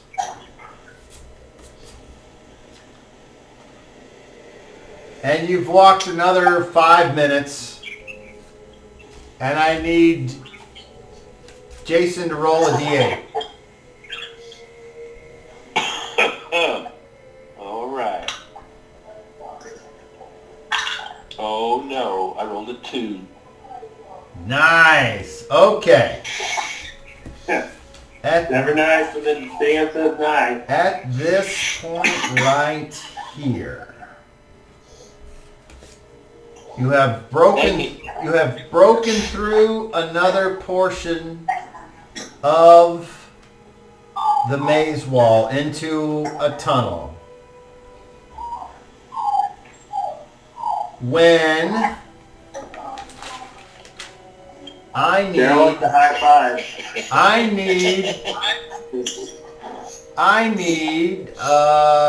let's see, let's go with Pico. Roll a D10.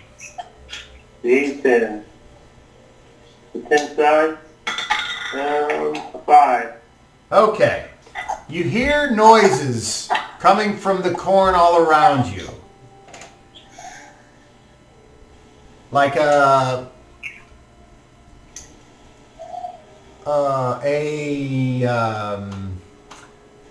high-pitched chattering laughter.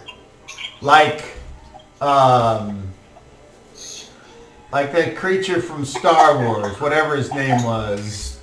Mortimus Glump or Shimmigus Slag. Salacious Crumb. Yeah, Salacious Crumb. Except it's all around you. So you're not surprised and you're on guard when Me, I'm thinking something bad's gonna happen. I'm going to send you a picture, I think. If I can find it. That right there. You see this with tiny little arms and legs I'm still listening. pop out of the corn maze and run past all of you. And I'm going to share that. What does it look like?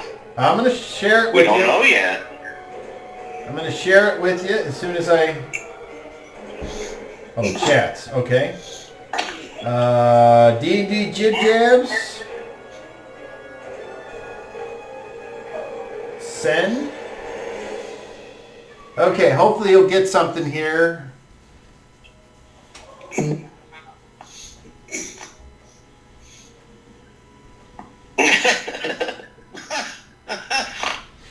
It must be hard being a colonel.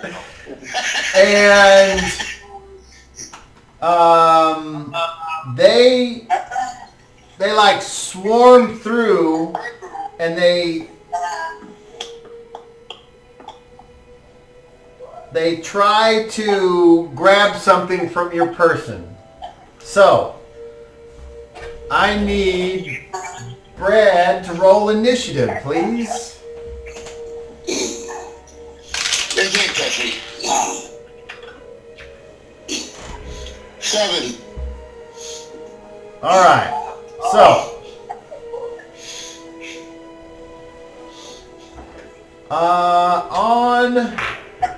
we'll just go with the way the screen's laid out here. On Bart. They can't touch me. I assume they're living, right? Yeah, they're not trying to touch you. Okay. And then let's go to Boris. Okay. And then let's go to Vanessa. Okay. And let's go to Pykel. No, that's a failure. And let's go to G. And let's go to... That's it. Okay. So these things come out and they're like crawling all over you. And as they crawl all over you, they have picked your pockets of something. Not necessarily valuable, just something. So on Boris, they undo his belt and it falls to the ground. On Bart, on Bart, they tie your shoes together. On Guy, they pull your dagger out of its sheath and it falls to the ground. And on Vanessa, they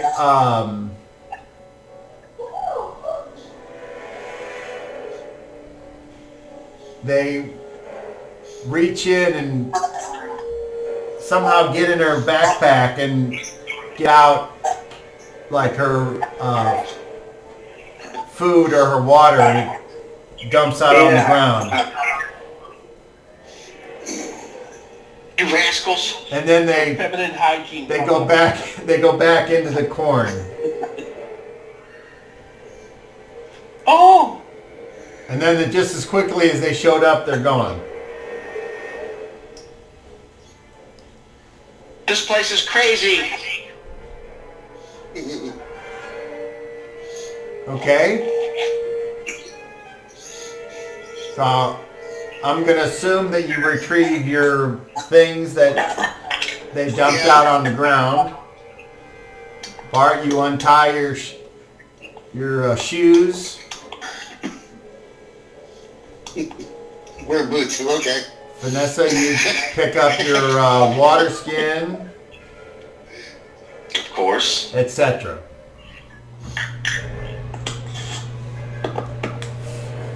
I resemble that. And then you just keep going. Shadrach, where are you? Shadrach, you're by yourself in the maze. You have two ways you can go, or you can stay still. I'm staying still and listening. Okay, unfortunately you don't hear anything. Also looking. If I see a glow, anything, I'm Right. looking for anything out of the ordinary. Okay. Besides what seems to be normal. Okay, so back to the other group.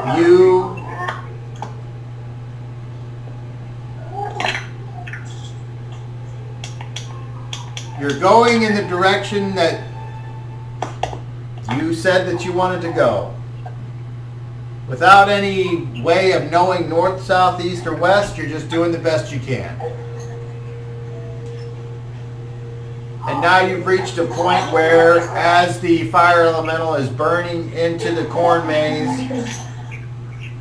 You walk 5, 10, 15 minutes, and you haven't come across any open pathways.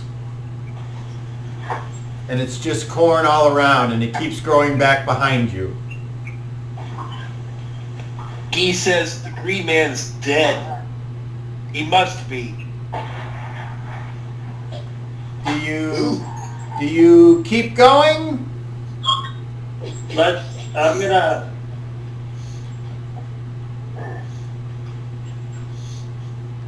gonna do the compass thing if you guys want to wait a second. We got I might have to fall on my sword.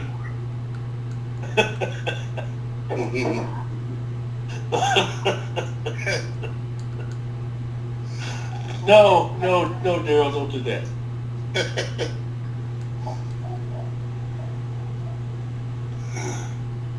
No, You guys want to make sure we're going right. And how great is your loyalty to your emperor? Without measure. go ahead, Follow Pykel. your sword. Pike will dig the hole and add the water and do the leaf. Put his piece of, rub his lodestone on his piece of metal and put it back on the leaf to see which direction they're headed.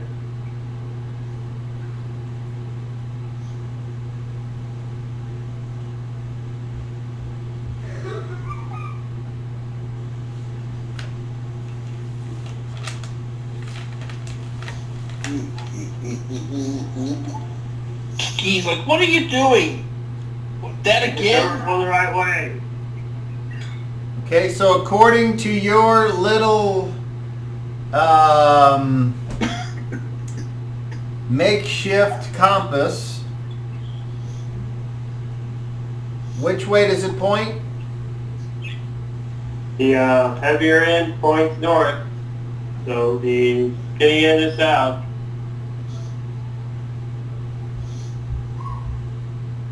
Okay.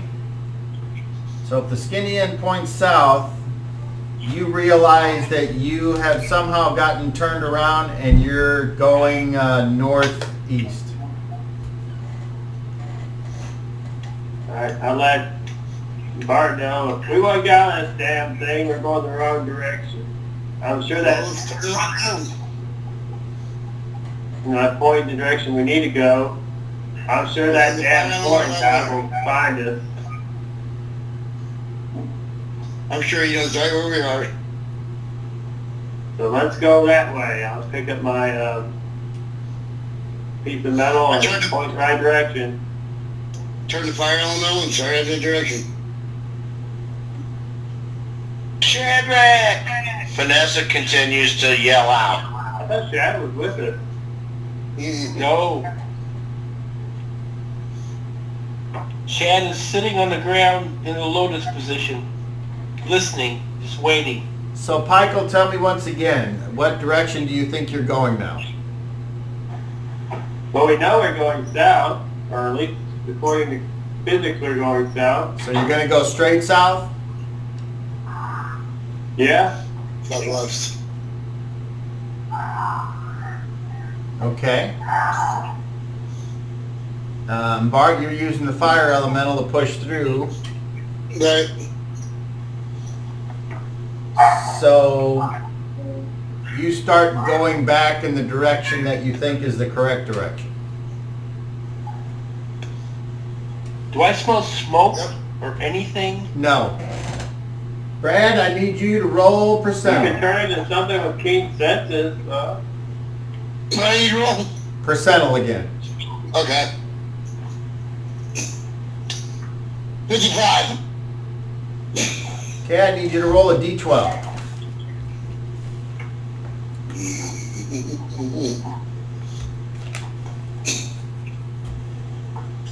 Three. Okay. Wow. All right. So,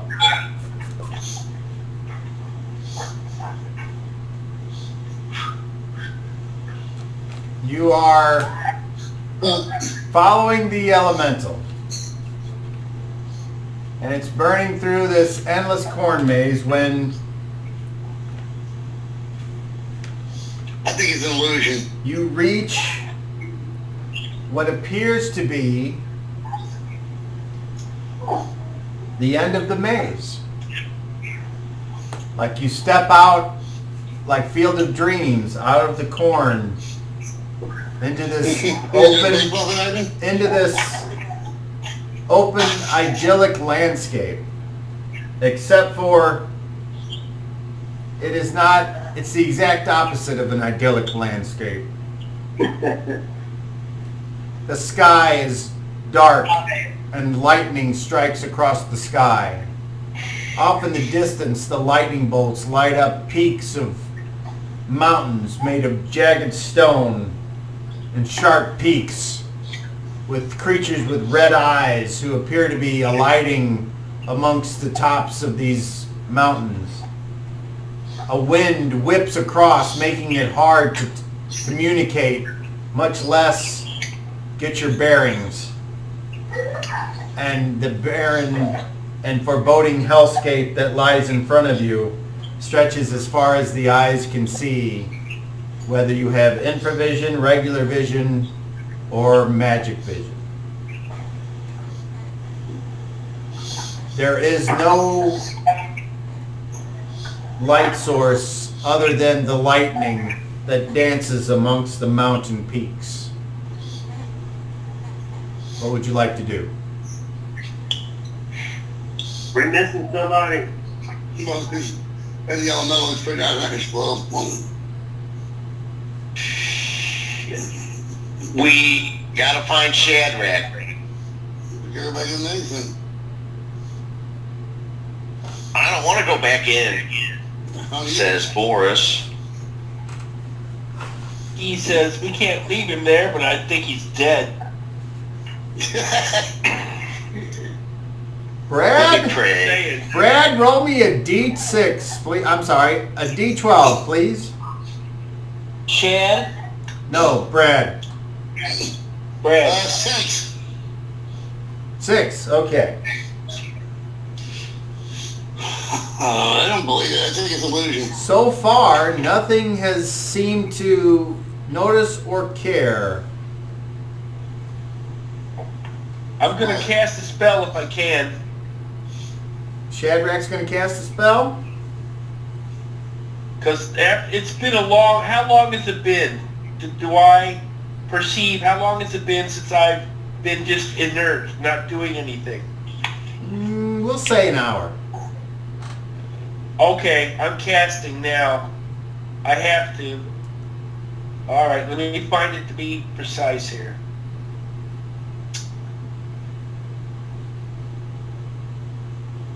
Alright.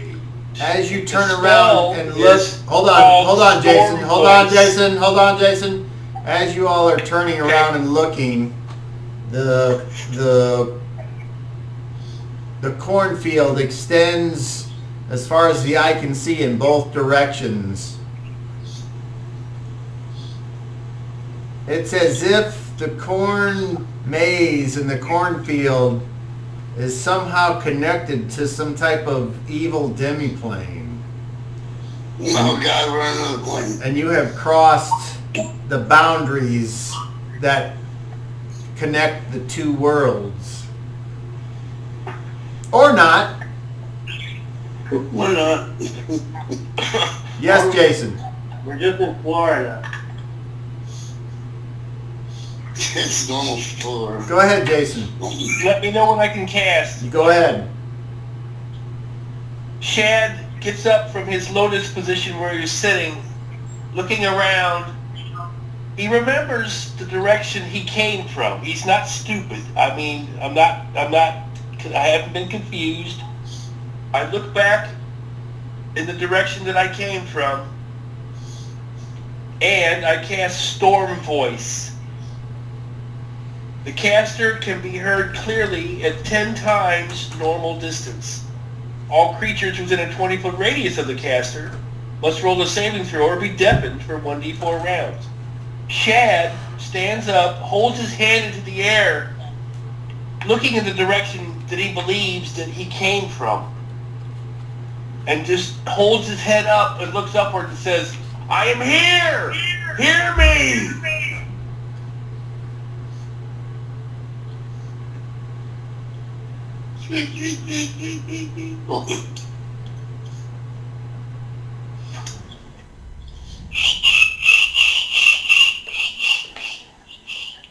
That's a second level spell, Storm Voice. Yeah, I see it. There's no echo. It is very loud. The spell goes off without incident. As you hope to hear a response, moments pass. A minute. 3 minutes. 5 minutes. I'm shape changing. What are you changing into? A crow. Okay. And I'm rising above the corn if I can.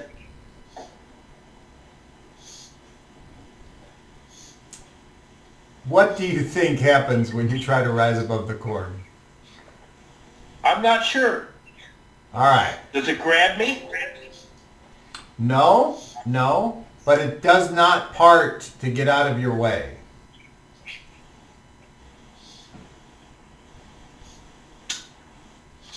I can go left or right, you said.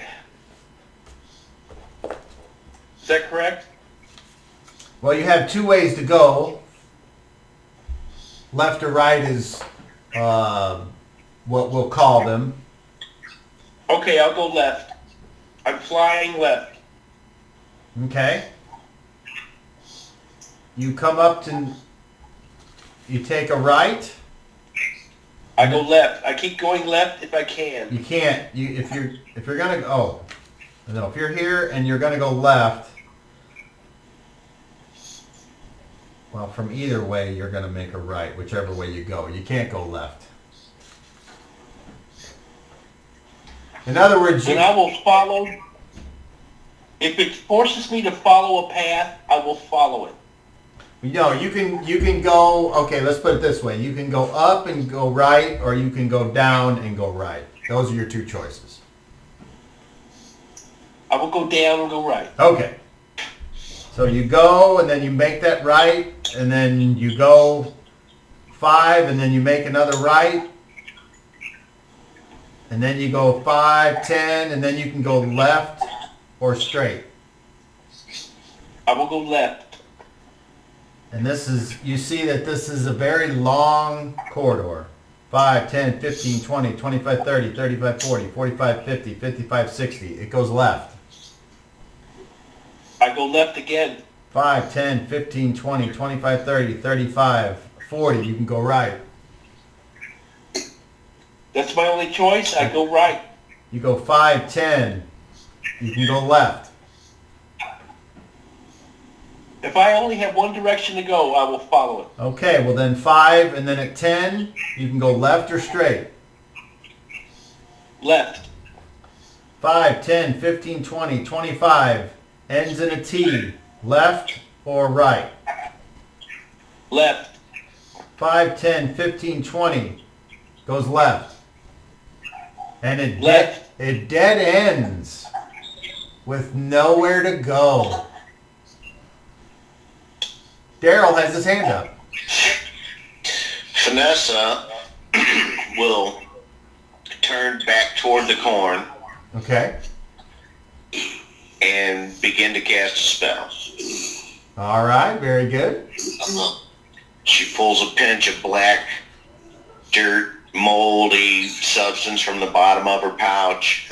She rubs it together, and she throws the pinch at the corn, and she calls upon the blend to decay these plants, clear the way, and kill the evil that represents this corn. She casts Speed Rock straight ahead as far as she can. Okay. And if I remember correctly, that's a 700 feet cube? Something to that Or effect. which, Yeah. what level is Vanessa? 7th. Okay, yeah. Let me double. So that would be 700. Yes. Okay, so. Yeah, just like Shad. It's the same as him. She's praying to the blend that it'll allow her to see Shadrach. Okay.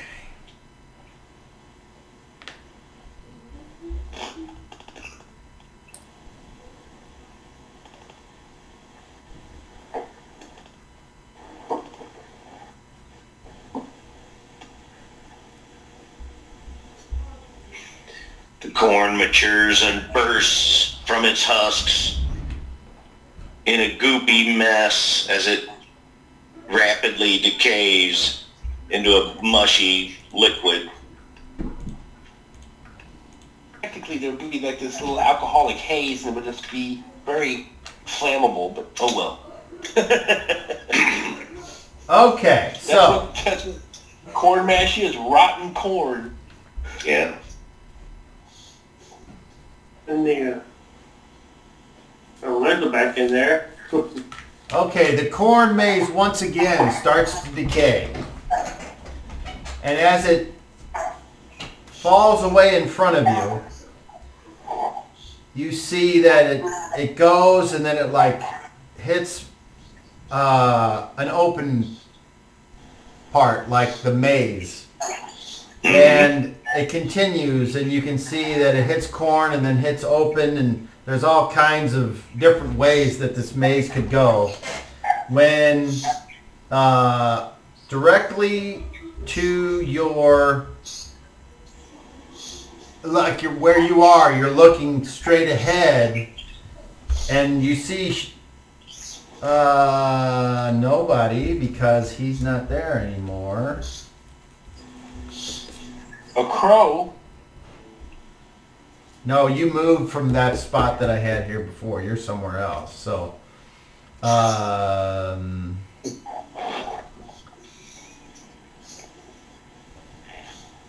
okay. So this time,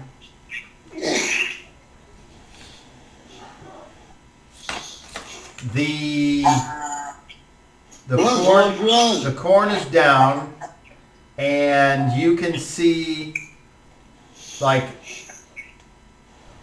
far off in the distance,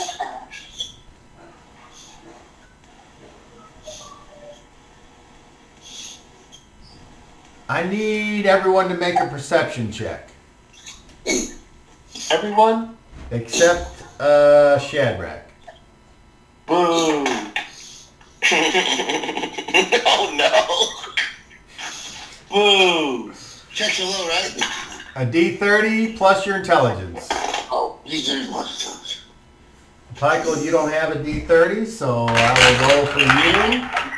Add a 12 to your intelligence. 31. Okay. Vanessa? 23. Boris? 8. He rolled a 1. Okay. Guy? It's D30 plus intelligence, right? Yes. 32. All right. And Michael? 30. Okay. So, Bart and Guy, you're looking. You notice that on one edge, as you kind of look off to your right, that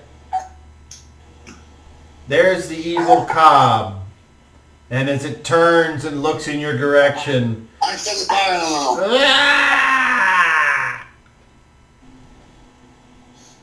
I set the fire alarm on it. Okay. There it is! He yells, pointing. There!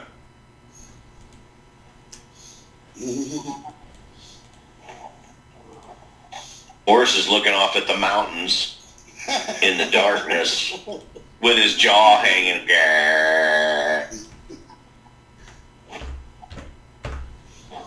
All Or it's right. there! So, The elemental moves at the same rate as someone that moves at 12. So it starts to move as fast as it can go. And it gets to about here before the corn is all grown back up. Want we follow the elemental or what? Huh?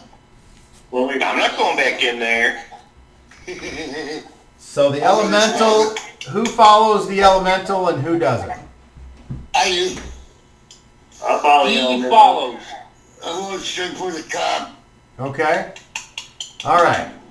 And while they run off, does Boris or Vanessa have any action? She screams out for Shadrach. And Boris says, I am not going back in there.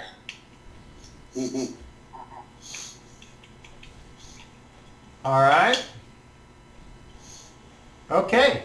So the corn grows back.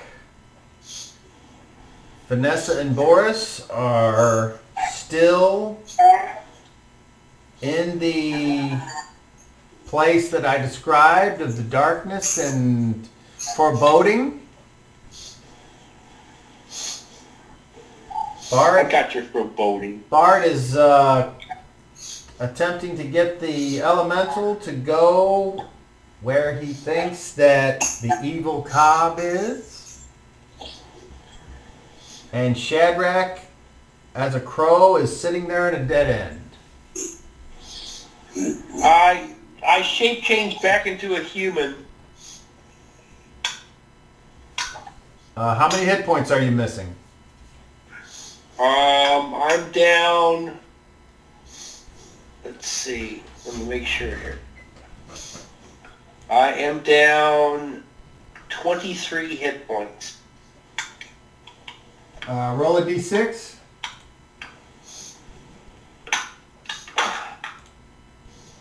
Oh, hang on. Out of the box. I rolled a 3.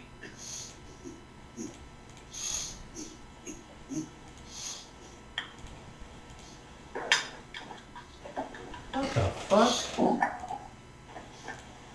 You tell me.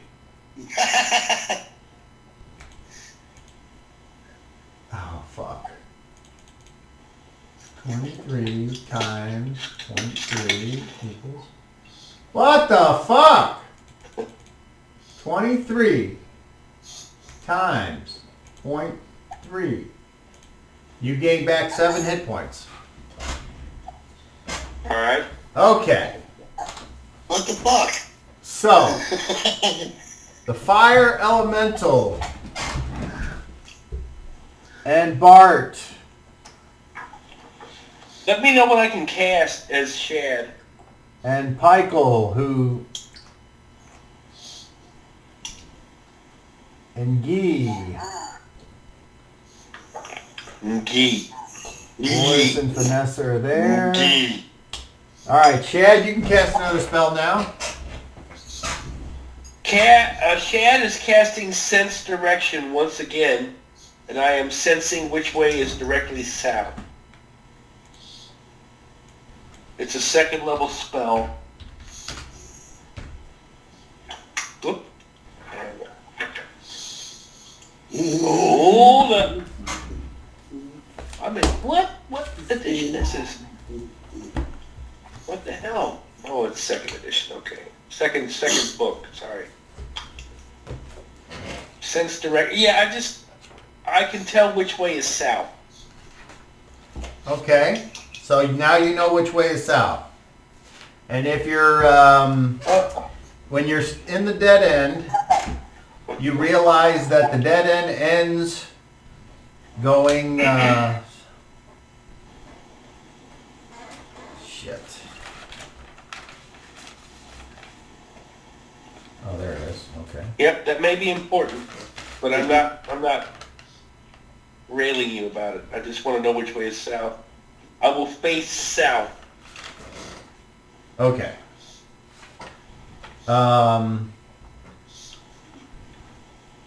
So the dead end ends, and you turn to the right, and that is facing south.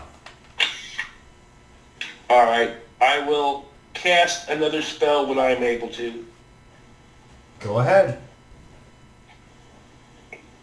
Shadrach falls to his hands and knees, sticking his fingers into the earth.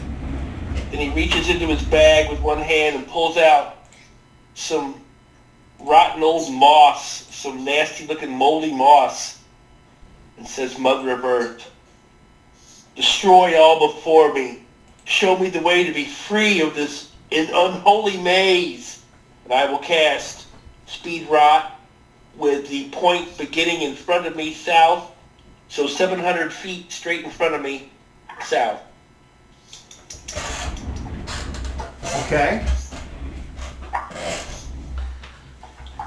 As the rot starts to move through the corn, you see 2, 3, 4, 5, 6 different layers, 7 different layers of corn and maize,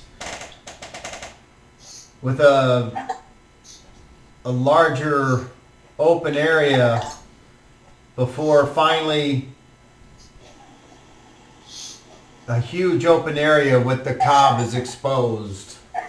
And it turns to you and goes, "Ah!" I will move towards it as fast as I can, screaming at the top of my lungs, I'm coming! Okay, so you can run and double your movement. You can roll a strength check to triple. You can roll a strength check with I'll roll a minuses. strength check to triple. All right, go ahead. All right, let me check my strength here. Come on, Shad. Shad's strength is 12, whatever that's worth. So what am I rolling? My strength plus a d20? Correct? I rolled a 25. 13 plus 12. All right. So what is your movement rate? My movement rate is 12. 12. Okay, so you're actually moving 36 squares. Straight south. And that gets you straight south or towards the cob? Cobb. Straight south. Straight south, huh? Okay. Do we see the cob now? Okay. So that takes you to right here. And as you look around, as the corn starts to grow back behind you, you realize that if you were to move right down this corridor, it's going to take you in the direction of the cob. I'll do it. Okay. I So, understand Providence. Bart, I need you to roll. Are you going to continue to try to get this elemental to go through the walls of corn, or are you going to follow the corridors? We can follow the corridors. Okay. So that group can go left, and then that goes left again, which you know will take you in the wrong direction, or you can go right, and you know that ends, and that makes a right, which goes in the wrong direction. So one of those ways are your two options. Unless you have the elemental continue to push what you think is north through the walls of corn. Right. Have I seen the cob enough to be familiar with the cob there? One at a time. Go ahead, Brad. Good. Go ahead, Pikel. Alright, have I seen the cob enough to kind of be familiar with the cob? Well, you've seen it from pretty far away, so you're about as familiar as that picture I sent. Alright. So, could I cast Dividing Rod? I'm guessing you Finding can. I'm guessing you can. You can cast it, but I'll have to look up the spell to tell you what happens, unless you can tell me.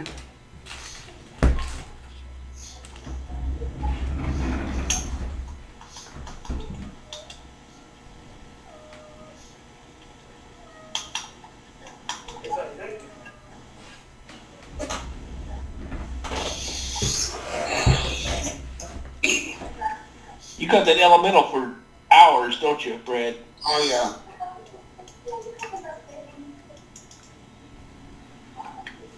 Almost too long. It's never too long, baby. What's the name of this? Oh, there it is. Okay.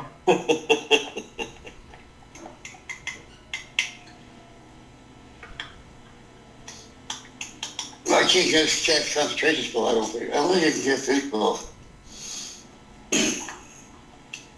Yeah, well, the proof is in the pudding. We got to kill the cob. Okay. Are you familiar with the spell, Pykel? And right now you can find a little object, a treasure, or lost items, or a...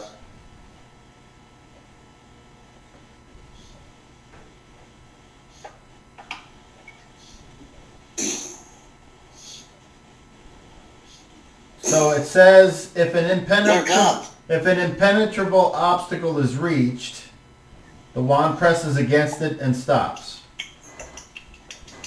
And you're in a maze, which means you're going to have to go multiple directions, and that's not what the spell does. The spell takes you straight to it. It's not a Well, go through maze spell, otherwise it would point in the wrong direction. Dad, I need help. But it always gives you the direction, so if we got an elemental paw in the path, I should be able to... Yes, if you want to do it that way, absolutely. Yep, that's the way I planned. So Pike will reach down I need help. and pick up a twig or a stick remaining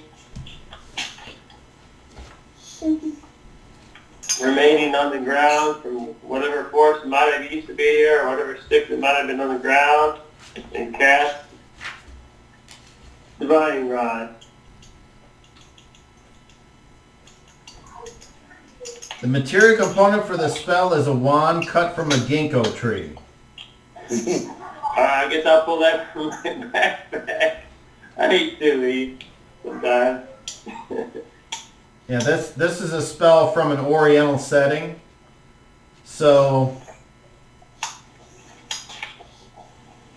I'm going to say it certainly is a nice try, but there's nothing here that will fit your material component. That was a good one. I have to agree with that. That was a good one. Corn cobs always have 2 leaves. I'm going to use a corn cob to find the cobs. I'm going to use a stalk of a corn and hold the 2 leaves out. And use the stalk of corn to find the cobs. I'll tell you what. Yay! I'll tell you what. Roll a d20. And if you can roll a natural 20, that would be awesome. 13. Okay.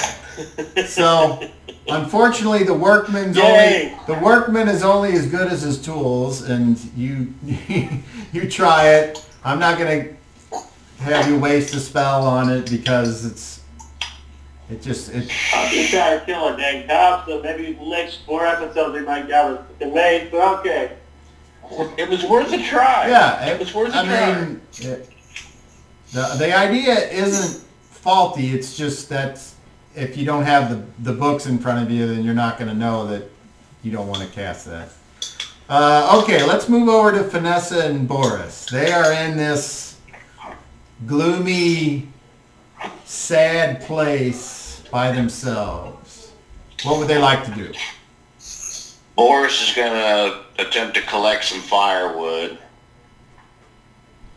Vanessa is looking through her literature, her Bible, reading through her Bible and studying and trying to find a spell that she remembers from her teachings.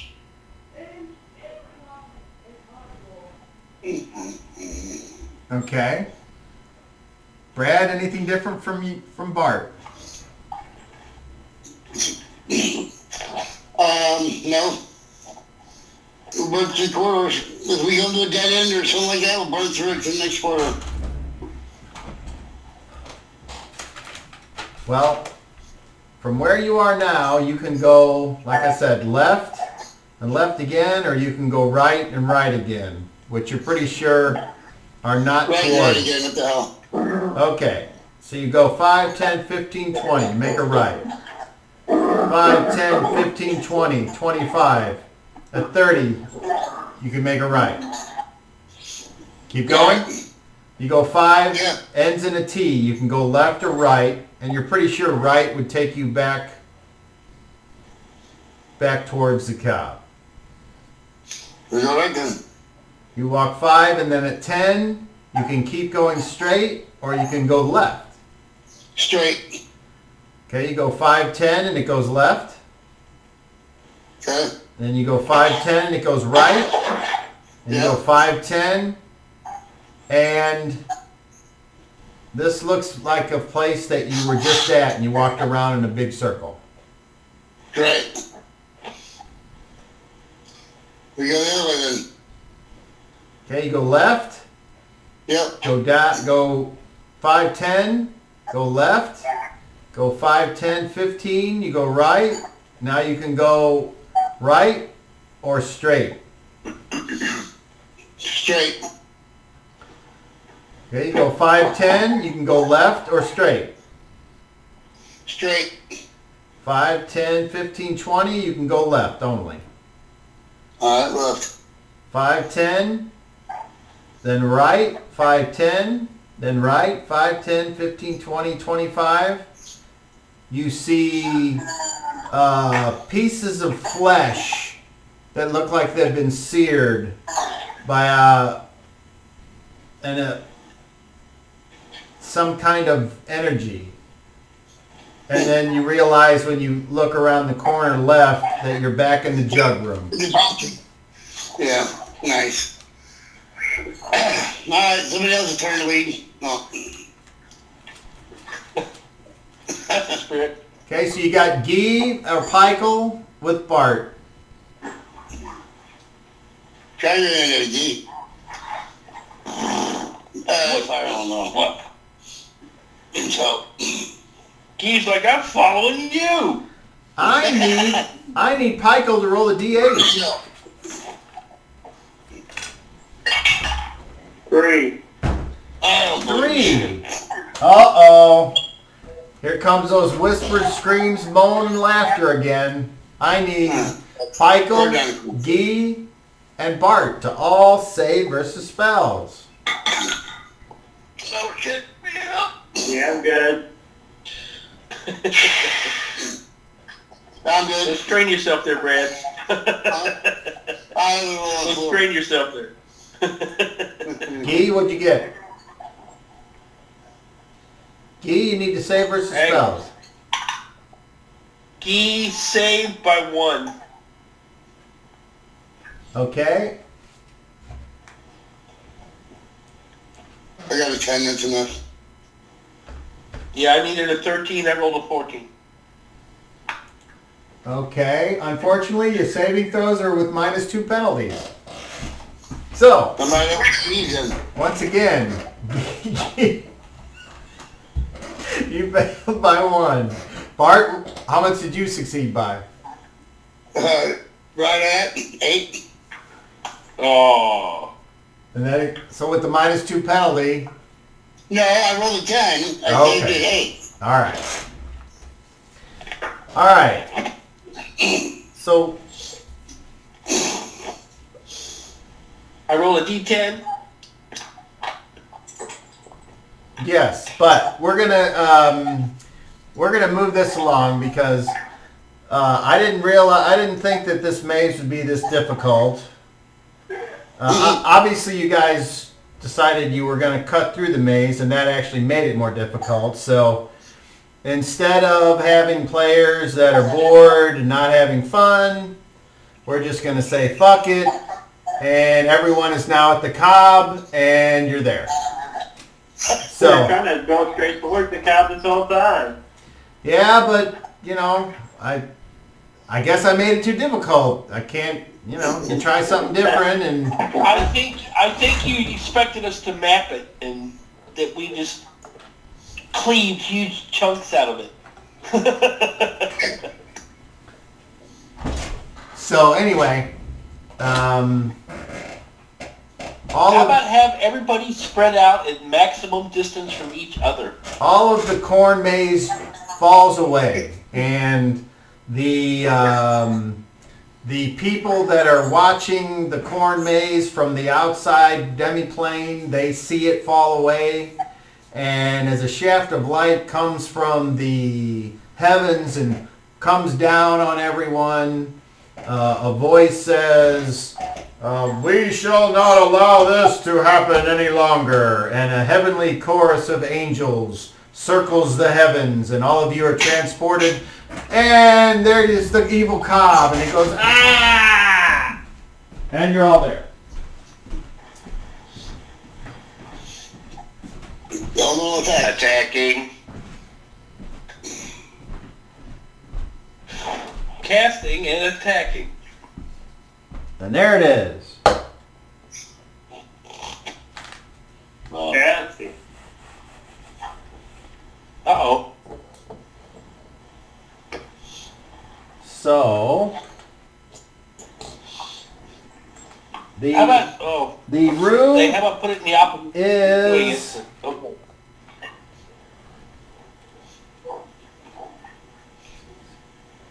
Yeah, he turns its back to us. 12 squares by 7. 2, 4, 6. We outsmarted ourselves, folks. 12, 4, 6, 7. And I helped. So,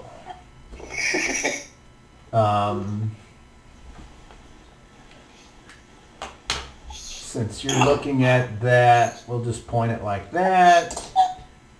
And we're going to do this randomly. Holy shit!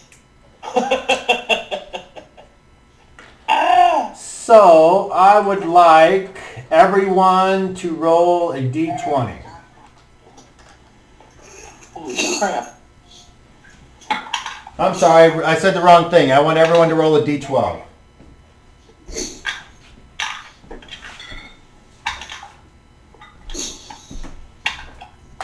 Alright. So we'll start with Bart. This is the elemental attack. Roll a d12, please. I did. It's 4. 4, okay. Bart ends up here. I need Boris to roll a d12. 8. 8 is over here. I need Pico to roll a d12. 10. 10 is up here. I need Vanessa to roll a d12. 11. You're next to Pikel. I need Shadrach to roll a d12. 1. Where's Shadrach? That makes sense to even roll. Shadrach's disappeared on me here. Hold on. Well then. Oh, I got him that cool figure. What the fuck did I do with it? Put it in the icebox. It's too cool for He's there somewhere. You know he is. Where's Guy? Roll, what did Guy get? 9. Okay. 9. So Guy is over here between Boris and Pikel. And Shadrach is up here. That makes Okay, sense. so Who's the other person down there opposite Shad? this here, Yeah. that's Bart. Oh. Okay. Sorry, Bart. Yeah. Okay, Bart, I need you to make a wisdom saving throw, please. Or a wisdom check. 19. Is that including your wisdom? No, 20. Just the 20? Huh? Total of 20? Yeah. Okay. Oh, no. 29, sorry. Okay. 19 is 29. All right.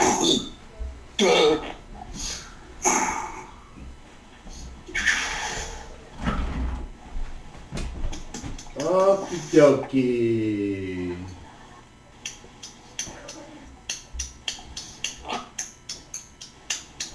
Nah, not that one.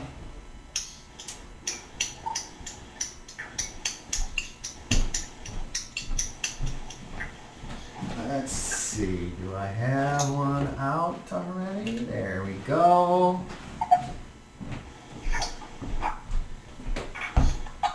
And here is the fire elemental right next to Bart. Okay. Yay! So, I need actions, and everyone's the same distance, so we'll start with Boris. Attacking. Guy. Attack. Pykel. Can't find the spell I was looking for in the first place, so I'm just gonna attack. Vanessa. Casting. Shadrach. Casting. Bart. Setting fire on the one. You're going to keep concentrating on the fire elemental, right? Okie dokie. So, how about Boris, roll initiative.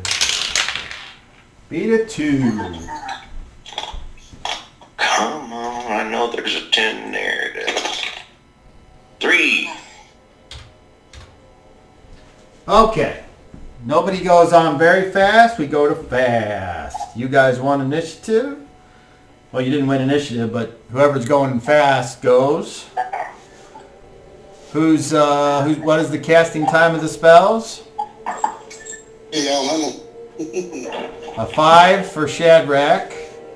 6. 6 for Vanessa. So those are both average. And Guy is 6 with his sword. All right, so Bart, you go ahead, Daryl. Boris is throwing his axe. That's a speed of 4. A speed of 4. I think that is still fast.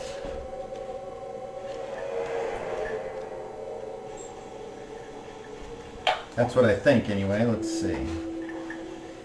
See if I'm right. Yeah, I don't think it's very fast. I just wanted you to be aware. Axe, you Because said? normally his spear is 6. Nice.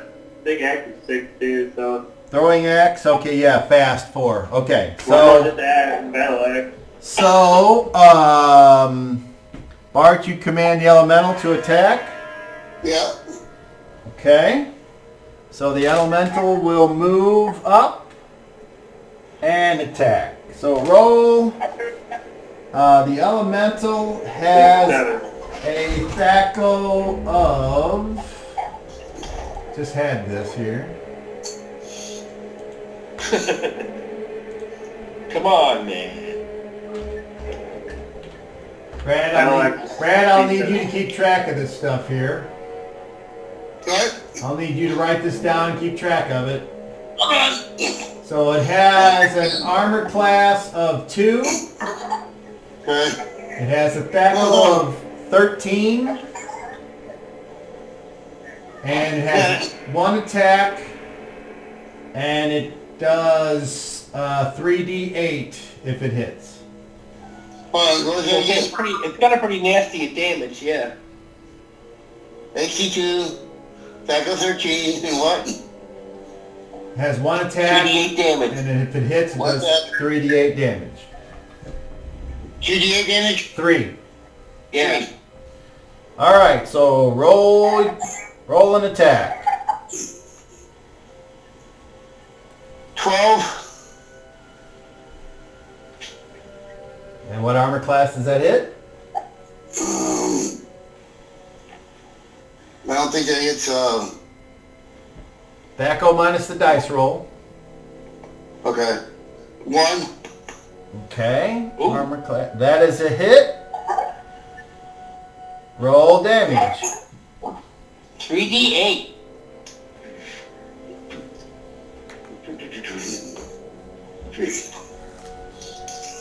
It'd be vulnerable to fire. Turtles could pop on it. 12, 15. 19. 19 hit points.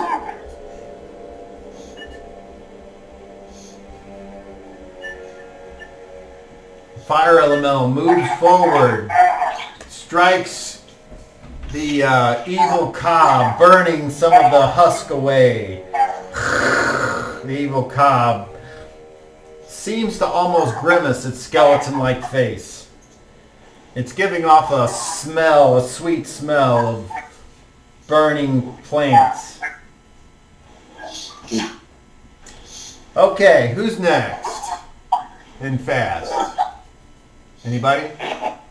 Boris Boris goes. throws his axe at the cob. Alright, he's got a +1 for a flanking attack. Which sucks because I rolled a 2. I can't roll for squat this evening. Come on, Boris. Yeah, all my saves. I haven't rolled over a 5, I think. No, I did have an 11 earlier. Vanessa's done great, though. But Vanessa's done great.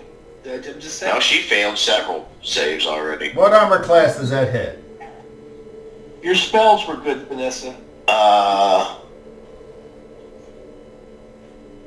There's that go. It's bad, Cobb. It's I rolled a 2. It's an 11. Okay. Very good. You managed to miss it completely. Okay. You figured that one out. Anybody else on fast? Hearing nothing? All right, we go to average. Who would like to go for your side on average? Speed 5. Go. Shadrach. Again, you've seen him do this before. Reaches into his bag and pulls out just like a little bit of fluff and calls upon Father of the Winds, grant me your vengeance upon this evil corn. Call forth the Windlash. And I strike. Windlash. Roll. All right. Armor class 1.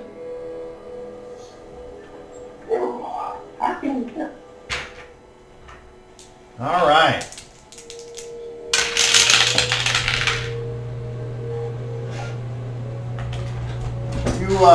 You cast your spell. You call into being this. I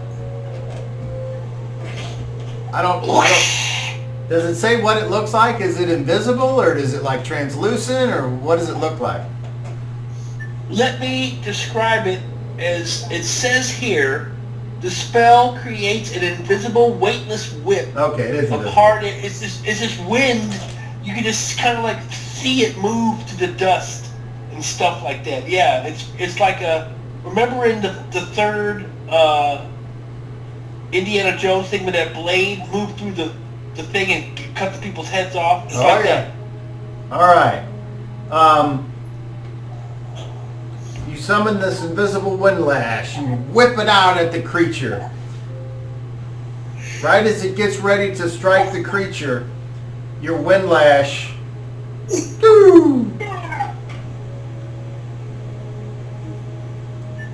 breaks down the magic, and it floats off into nothingness. No! All right. Who's next? rolled a 7, so I don't know, I guess it's me. Not my speed. He goes on 6. Somebody else went on 6. I'm actually trying to change spells real quick here. I think it goes on 6 though. Well, just go, Gee. He will strike. Okay. Alright, you move up to threaten it. You get a +1 for a flank. Two-handed. Okay, I hit armor class 0. That's a Armor hit. class. Roll Dankus. Is this thing large? Oh, it's huge. I assume it is. Alright. Alright, you sucker. Take 12. 12 points of damage. Nice.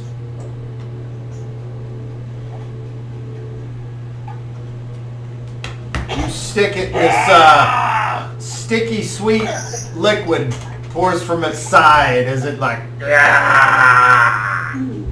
Alright, Pyko, you're up. Alright. And armor class is 0. Well, actually, -1. What are you using? What? That's 18 minus 19, right? So 1. What What's your weapon are you weapon? using? Battle axe. Are you throwing it? No armor. Alright. Move it into attack. You move up to threat range. You hit. Roll Dinkus. A 1d8 mark, but doesn't change.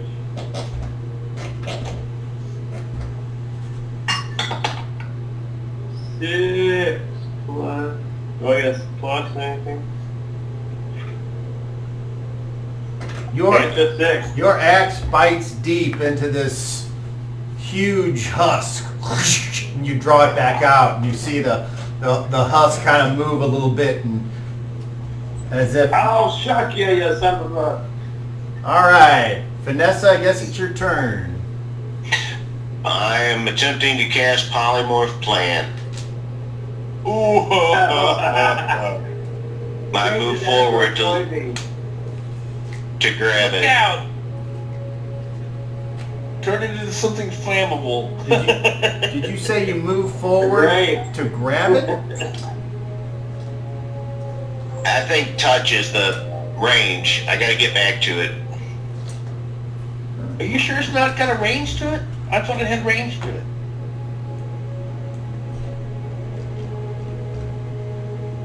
I'm gonna look that sucker up because I'm pretty sure I got some kind of plant thing like The area of effect is the plant touched.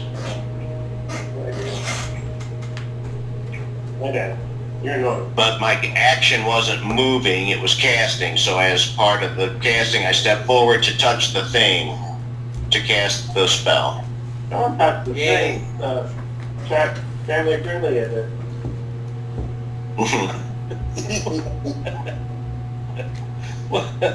Hey, I pull a seed from my components and I crush it in my hand as I lay my hand on the plant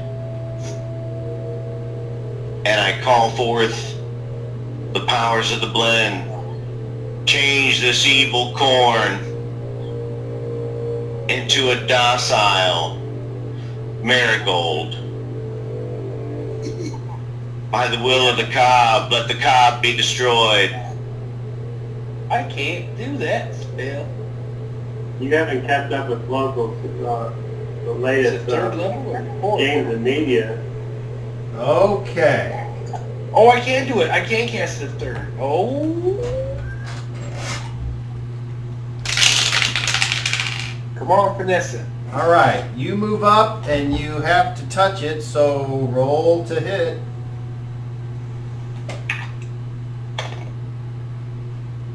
It's an armor class of 4. You actually do touch it. Gling! Woo! And as you touch it, the mana starts to leave your body and the cob shrieks before the shriek changes and it turns slightly and gives you a grin as if it was the mask.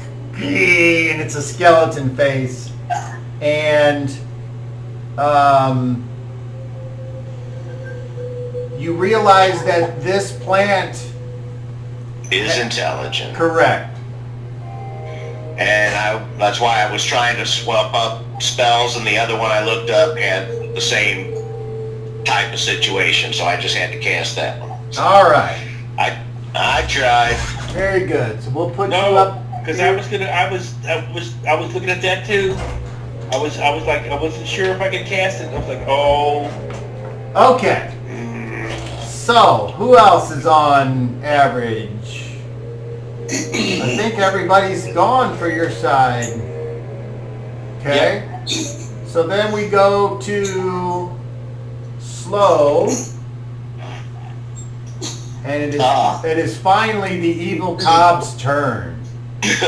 So the first thing that happens is everyone must save versus death magic. What? If you have a magic defense adjustment, you may add that to your roll. Save versus what? Death magic. Death magic. Death. Oh, I thought you said deafness. I was like, what? So I get my wisdom bonus? You do. Oh, wow. Shit, made it easily. Hang on for Gee here. Death magic. Oh, come on, Gee. He made it by 1. All right, so low or high? you want to high? You want to meet it or beat it? Okay. 20. Okay.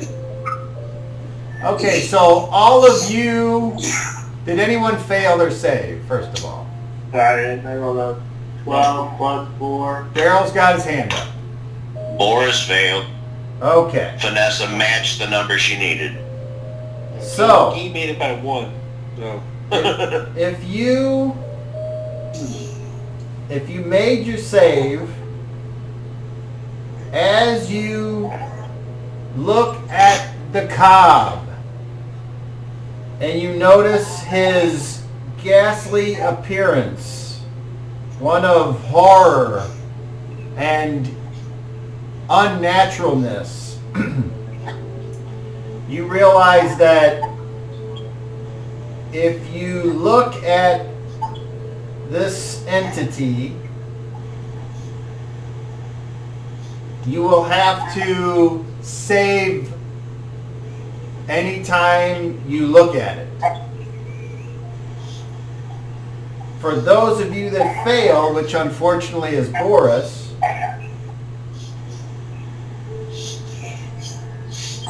you are not currently able to comprehend what is so terrible about this thing. And so therefore you do not know to look away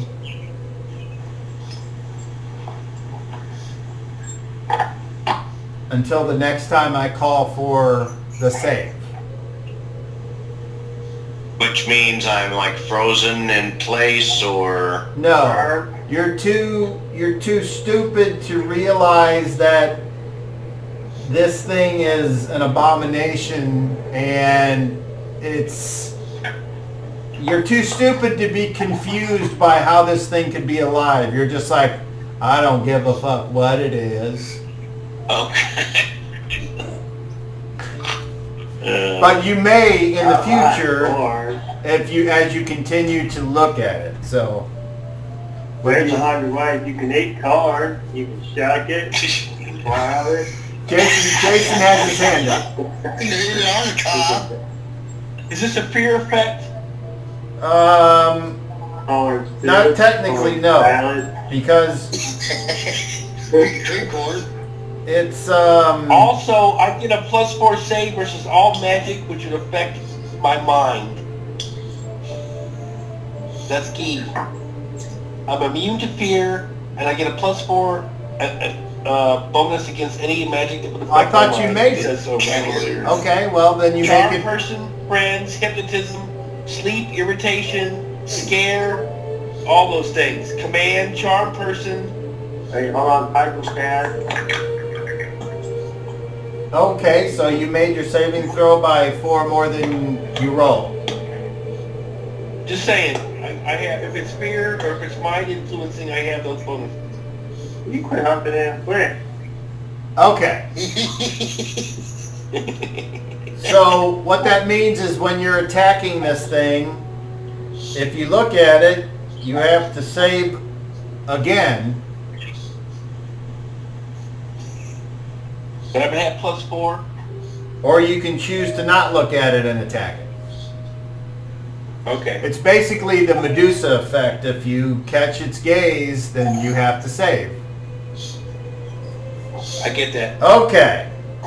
Then this thing has attacks. So these 4 husks come out and they attempt to bludgeon whoever it can reach. And as it turns out, it's a huge creature and it can reach everyone. Everybody. At all times. Well, no, it can't reach the donkey, for instance. Oh, Can okay, reach like 20 feet. Well, the donkey's casting. okay. So, Lightning bolt. 1, 2, That's 3, 4. So Oh yeah. it is going to, since the Flame strike. the flame thing did the most damage to it, it is going to attack it. So did I tell you the hit points on the No. the fire elemental has 40 hit points. Okay. Okay. So Come on, fire elemental. with its 4 attacks, Good morning. all on the fire elemental. Fuck yeah. Wow. Okay. Armor class of -9, -8, Two. -7, and -4. All hit. To the head. The fire elemental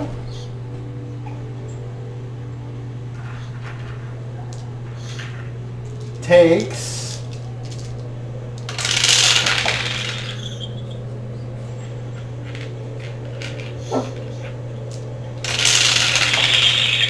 What? It's a lot of dice, I heard. Yeah, I know. I thought I was playing Shadowrun again. Yahtzee. Full house. Over and over again. fire elemental takes 41 points of damage. God damn. And it had 40, so unfortunately the Big guy alive. fire elemental is destroyed. I stepped back to the corner and pulled my bow. Okay. Bart.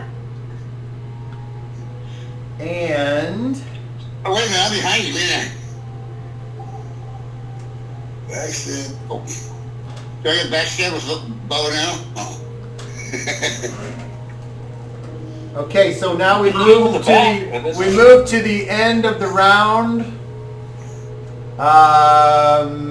Would anyone like to move at this time? I mean, Guy will keep attacking and Shad will stay where he is. Okay. If I'm behind him, I back to the corner and stay behind him. Back to the corner, okay. Daryl has his hand up. Vanessa would like to move away from the creature. How far? Well, she moved up. She moved up to do the spell, so she can't Okay. move. Okay. And what about Boris? He's standing right there. Okay. And Pykel? Is his face, is the fear effect his face, or is it just looking at the creature like an aura? Ghastly appearance is what it's called. So it's just the sight of this monstrosity. Alright, I will stand my ground. She said, Okay. So Bart, as you back away, it gets an attack of opportunity on you. How's that? because you moved. Because its husks are all around it, and so it can go every direction. And it's in its lair, which means it has omnivision, amongst other powers. Is that just contrast or what?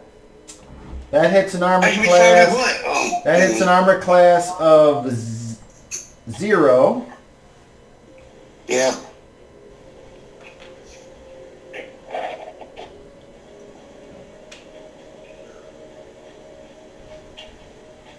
And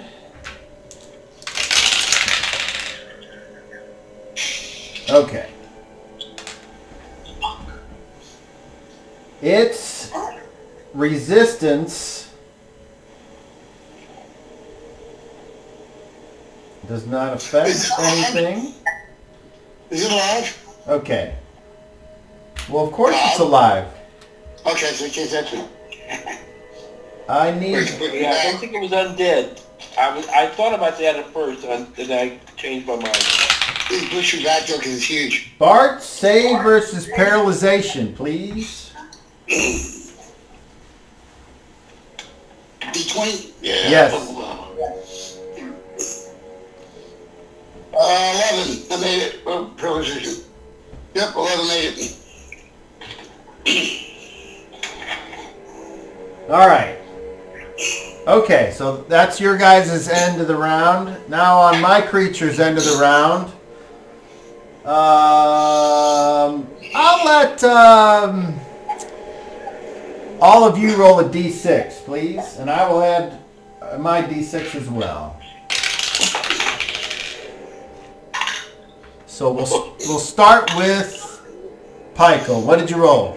4. Okay, and Daryl? 6 and 2.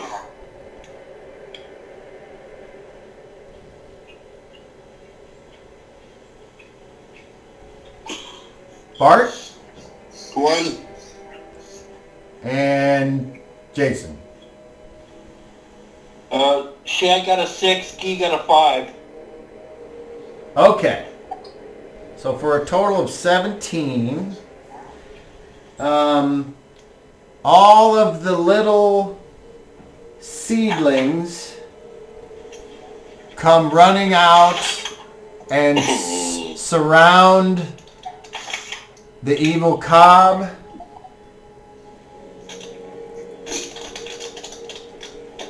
And they start looking like they are going to attack you all when given the chance.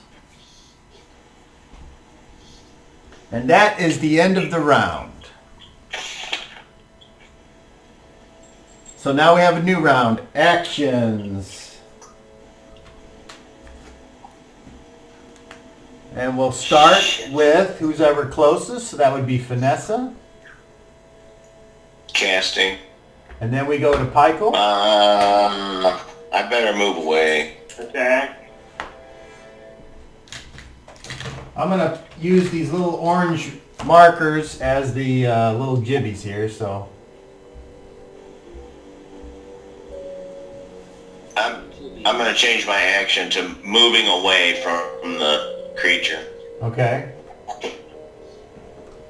And these things are small enough to where they can fit in between. Are they small or tiny? They're tiny. Oh, okay. Okay. So now They tie me. they've surrounded the car. Okay, so Daryl, Vanessa's action is just to move. That's it.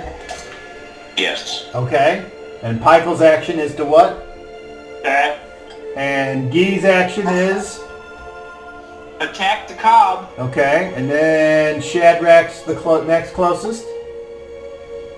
Shadrach is going to attack one of the colonels Okay. with his windlash. Sure. And then we go to Boris. Attack. And then Bart. Casting. All right. Roll initiative. Pikel. Roll a d10. Beat a 7. Let's see. 3. All right. On very fast. It is the Teosyntes, or Maize Snatchers, as the people will call them. It's They... Aztec, isn't it? Teosinte? Yeah. I know. It's another word for corn. Corn. Okay, so we're gonna attack the 3 that are up there. So we'll have 2 each. So on Guy, armor class 8 and armor class 17. That's a miss. On Pikel, armor class of 9 and armor class of 17. That's a miss. And Vanessa. And natural 2. Holy shit! I'm taking a picture of this. Holy Look shit! out. Why'd you roll? I can't believe this. On Vanessa. Oh my goodness. I'm gonna send it to you guys. I just took a picture of this shit. Hold, Vanessa. I just took a picture of this to fucking prove it. That ogre's done been cornholed. Okay, here it is. Look at this fucking roll.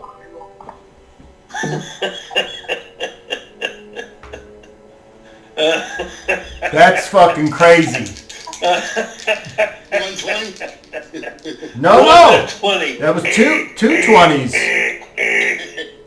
Roll again. Just roll again and be done with it. And they both explode. Oh my goodness.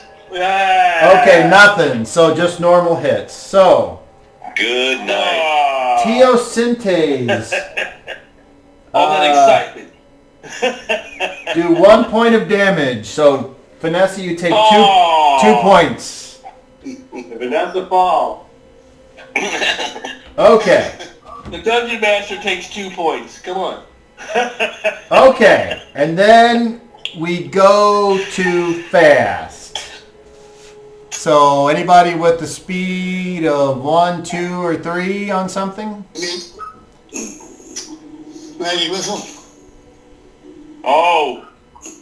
All right, you cast Magic Missile on Sorghum. Oh. 3 on him, 2 on Sour gums. No, you know what Sorghum is? No, I just want to do them all. Yes. It's an industry. All right, Bart, you cast your spell. Oh, holy shit! Your magic missiles strike Sorghum. Roll damage. 5, 6, The power of Bart's magic overcomes Sorghum's magic resistance, powers through an outer force field of darkness, striking Sorghum. 20 points. He takes 20 points of Dinkus, and he is not happy.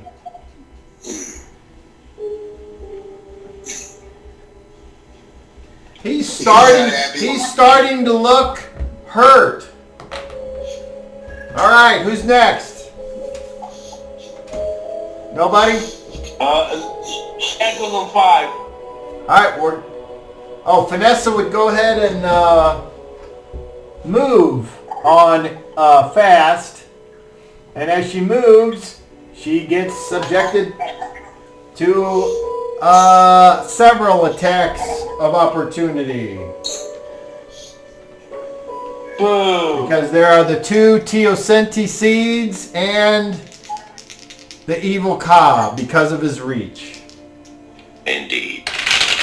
So the Teosentes hit an armor class of 2 and 14 1 hits. for 1 point of damage. And then Sorghum rolls a fucking natural 20 There it is. with a follow-up She's of just getting it tonight. armor class of 1. All your spells have been spot on. And That's a hit. Okay. So, first of all, Vanessa takes...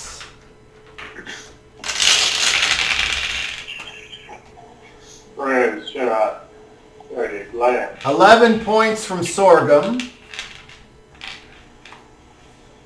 She... You're a cleric. You're tough, Vanessa. Oh, does not have to save versus paralyzation.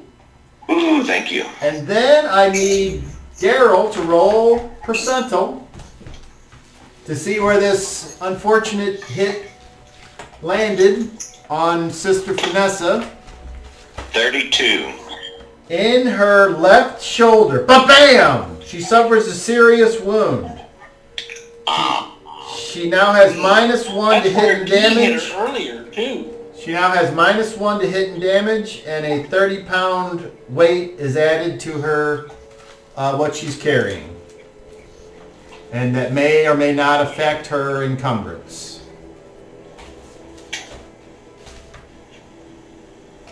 Well, she, Ow. That hurt. Okay, They but... gave you a 30-pound weight. But she's not knocked down, so where would she like to go? Away, into the corner. This corner? Yeah, what is it, like 25 feet or something? Yes. Okay. All right. oh, Vanessa, no. Okay. And that's it for fast, unless somebody that wanted to move on fast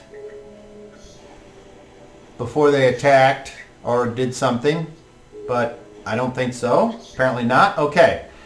So now we'll go to average, I guess. So when the Windlash can go, and you're striking one of the 5. Teosentes. So roll to hit. Yeah.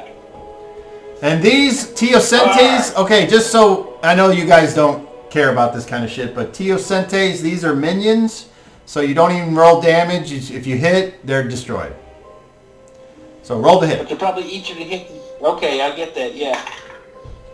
Okay, 18, I hit an armor class of -1. That is a hit. You destroy it. Pow! Pow! It pops like a kernel of corn. What time is it? Are you ready to go to bed already? Is that a yes? Are you going to bed? All right, hold on. Are you going to bed? Here. Vanessa, you've done your best all night long, and that's all. I've tried to cast useful spells, but You have, and you've done your best, and that's all I can say. I was gonna cast Mold Touch, but it can't affect plant material. So I switched to Polymorph Plant, and then as I'm reading it, it's like, oh, it can't be intelligent. That's the thing about the speed rot. It affects magic plant. So that's why it whipped down the corn. See, dude, I really want to cast Plant Door right inside the cob. I don't know. Walk through it. But I'm just It saying. wouldn't. I'm just saying. It's my last big bust. Do speed rot.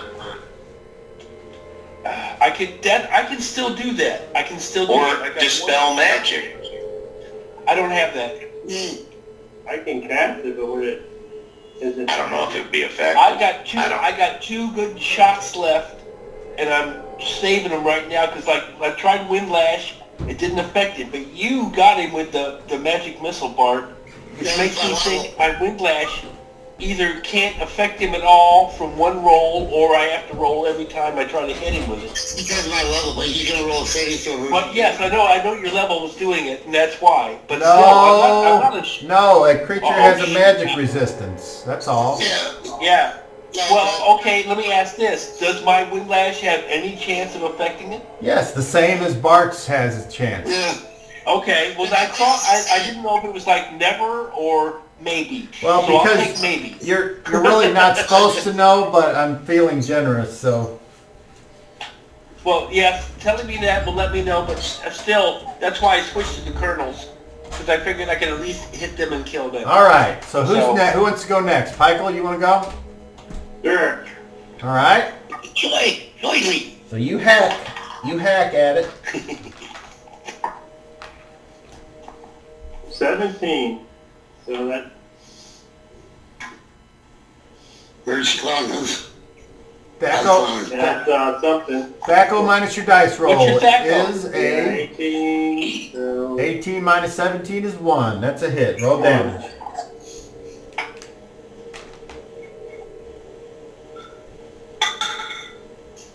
woo, 1.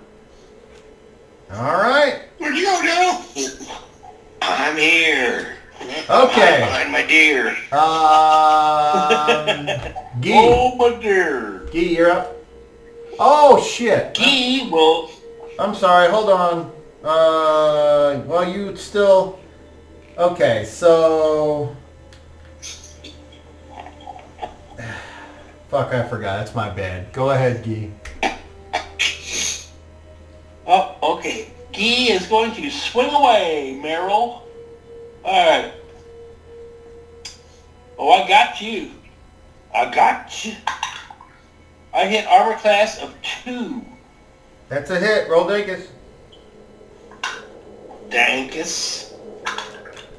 That is a grand total of 7 points. Whack! I'm just hacking into this thing like it's a big tree. All right, this I'm thing's just starting. hacking in, yeah. This thing's starting to look pretty hurt now. All right, who's next? Boris? Yeah, What do you do? What are you attacking with? my spear. All right, you move up to threaten. And I hit a -1. That's a hit. Roll Dankus. Against large, I get a D8. Yeah. That's why I got the bastard sword. Two-handed. 6 points. Oh. All right.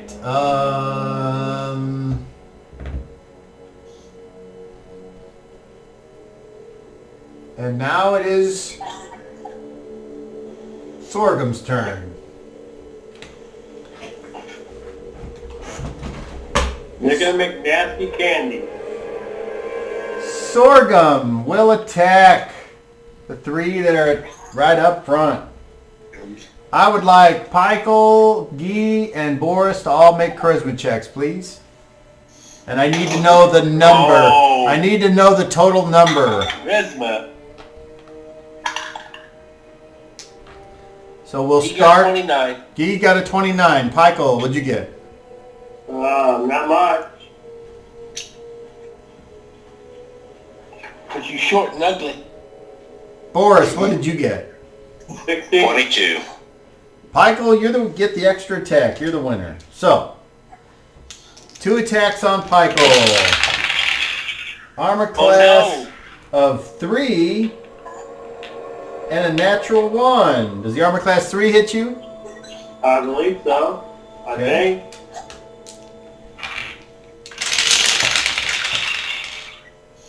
Pikel, you take 7 points of damage. From a kernel? No, from Sorghum. Oh, You need to save versus paralyzation or be knocked down. Look out. not good.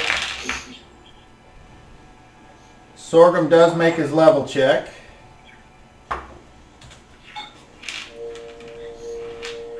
Make it. Yeah, I'm good. I rolled a 16. Alright. And then 1 attack on Guy. That is an armor class of -8. Yeah. Guy, you take 6 points of damage and you need to save versus paralyzation or be knocked down. All right, I will do that. Let's see here. Well, I got knocked down. All right, and with the creature being that size, it knocks you back, let's see, medium, 2 squares, 1, 2. Eagles flying. Yes. Okay, and then Boris. Armor class, oh, look at that. Oh, armor class of 8. I think that's a miss. 8? Yeah, that's a miss. All right.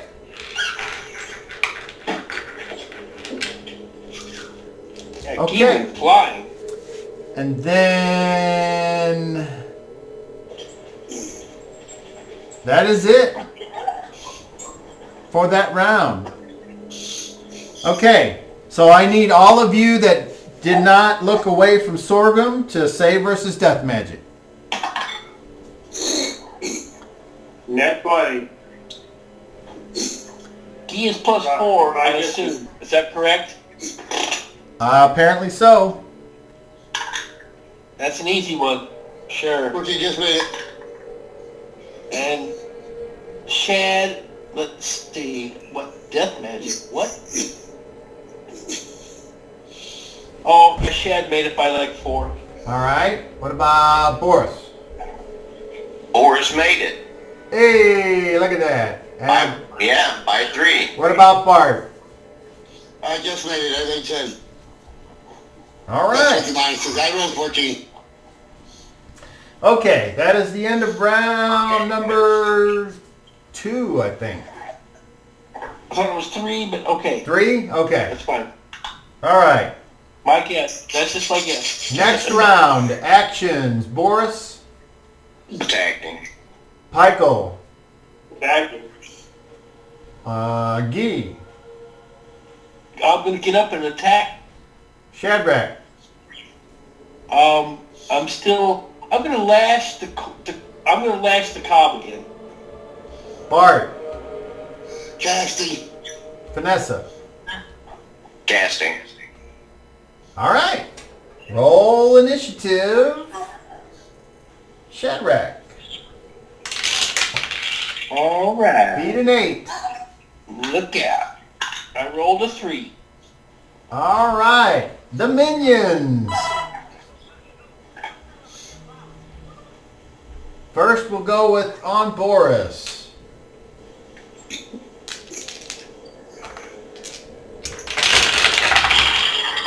Boris, armor class of 9, 7, or 4. The 7 and 4 hit. Okay. You take 2 points of damage. Ugh. Pykel. 11, 19, 9. Nice. Where you see it? That's probably a miss. I think it's a miss. And that's it for right now. Okay. Yeah, it's a miss. All right. On fast. Looks like Minion. Bart, you casting a spell? What spell are you casting? Now you missed my last one. Wah! All right. You cast the spell. Your missiles strike unerringly, but upon reaching the cob this time, his magical defense holds and your missiles dissipate, doing no damage. Cool. All right. Now we go to average, or fast. Guy, you get up with 2 points of movement. Yep. And I move forward to attack. All right. And when you get up there, the minions attack you. Armor class of 13, a natural 20, and armor class of 2. Well, the 20 will probably hit me. The 2 will not. Alright. Follow-up explosion. Nothing. Okay, you take 1 point of damage from a minion. Okay. You change back Now to stop my front. shit. If I know, you get it back. Now we go to average. Pykel, you're up.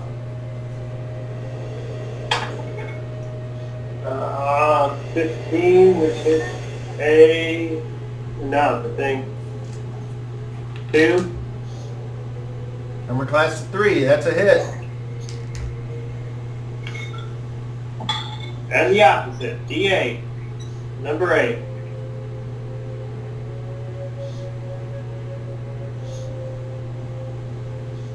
Alright. 8 damage. Your axe bites deep. Boris. Here we go. Oh boy, I hit a armor class of 14. No, 11. That's a wild swing as your foot slips on some sorghum juice. Whoop! Oh! Alright. Guy. Alright. Armor class of -1. That's a hit. Roll Dinkus. Oh, I'm gonna chop you now, Corny. Oh, 3 points. Alright, it all counts. He's looking pretty hurt now. He's got this aura about him that looks like it's starting to fade in power a little bit. I had a D12 plus 2 and I rolled 3. So Okay. there you go. Shadrach. I'm gonna try to windlash him again to get through. So do I need to roll to get through or just roll to hit? You can roll the hit if you want. I rolled an armor class of 4. Alright.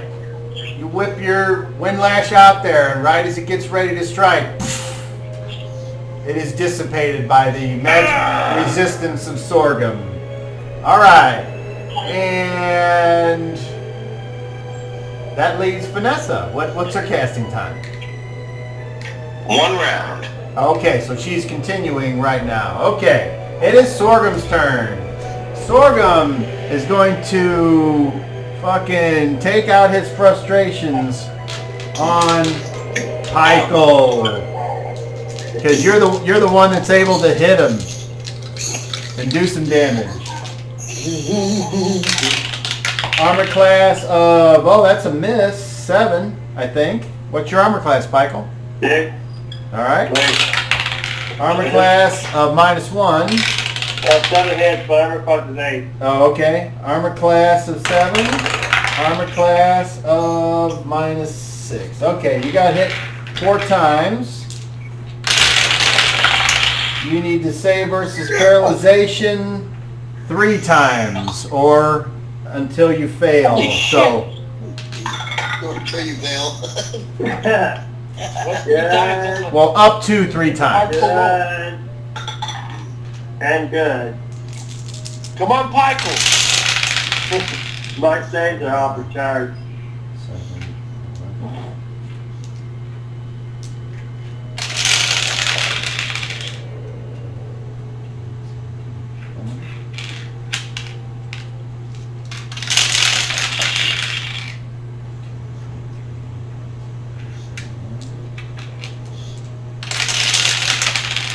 It's a lot of dice. I don't like the sound of that. Yeah, I know. I'm rattle. Pykel, you take 46 points of damage. How many? 46. 46. I just took how many?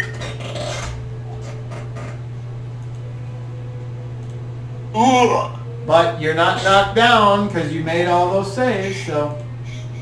Well, I'm still dead. Or knocked out. What are you at? Well, I took 2 the other day, Well, I guess I gained one back. I just took how many? 6? 46. No, I have before. I just took. Oh, I don't know. Hopefully you're keeping track, dude. I trust you players to keep track of your own, I mean... No, I got all my hit points. Yeah, it was so far away. I was ahead of my head. I'm at negative 4, 5. Okay, that's fine. So Michael falls in the square. He gets like, he's up there and these things just all of a sudden start I made all my saves. beating down on him. And he's like locking him and he's holding up. But eventually it's like, dude! And he goes down to a knee. And then bam! Another knee. And then bam! Down one more time. And then the last one, it like does a chop. And it hits him in the neck. And it just, you see him go, get! And he falls. Well, don't say the natural threat. I'm just leaning on my axe. All right. And would anyone like to move that has it? So Boris could move, as could the only one that can't move is Guy. Shad will advance. Shad will advance. To Guy will attack. melee range. Shad will get... Yes. Okay, so you get attacked by minions when you enter their square, or enter their space. That's fine. Hold on, I'm Boris. ready for this. Shadrach, okay, that is armor class of 12, 7, and 2. Nope. 2 hits. You take 1 point of damage Alright. from the Teosinte, and Daryl has his hand raised.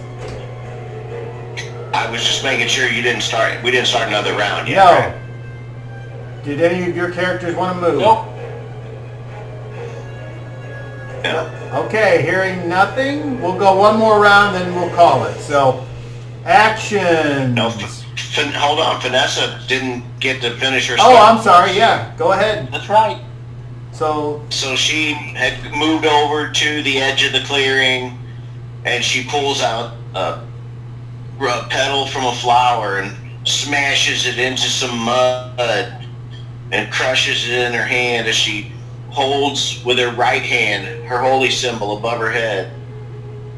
Holy blend, I call upon the insects of the earth to finish off this vegetation and let it die. And I summon insects. summon insects, alright. And I point to the evil cob, and that is what I wish them to attack. Summon incest. Where the hell? Okay, roll percentile. Gigantic cow. Okay, and there. 72. Damn. Okay.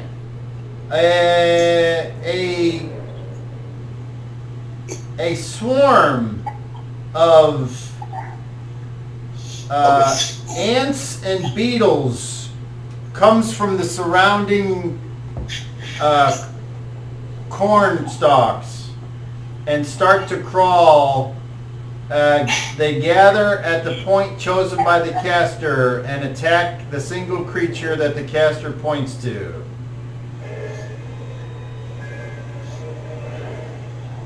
The evil cob. Okay. And let's see what happens when they get there. Oh, you got pesticide. Holy shit! 77. The insects start to crawl all over the evil cob and start to do damage. The attacked creature sustains 2 points of damage if it does nothing but attempt to flee or fend off the insects. Suffers 4 points of damage otherwise. If the creatures are ignored, the creature fights with a -2 penalty. Creature attempts to cast a spell. Initial roll should be made for the insects to see if the damage occurs. Okay. Insects disperse and the spell ends if the creature enters thick smoke, blah, blah. Okay, so the insects are now... So it takes 2 points of damage. As you can see, the creatures have somehow made it through the evil cob's magic resistance and are inflicting damage upon it and causing it to be distracted. And it's going, and the corn stalks are all flopping around. That's And then badass. Vanessa looks away. That's badass. Okay, and the duration is 1 round per level, so this goes on for 7 rounds. 6 more rounds after this, so that's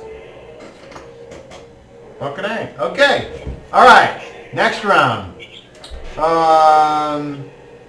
Casting. Or not casting. At No, the get my ball up. Pull on. Pykel, you unconscious? do you want to attempt to remain conscious, or do you want to let yourself drift off to unconsciousness? Oh, I can remain conscious? I thought it was minus. Well, I did a house rule on that deal, I'll try to remain conscious, I guess. and I will tell you what that is.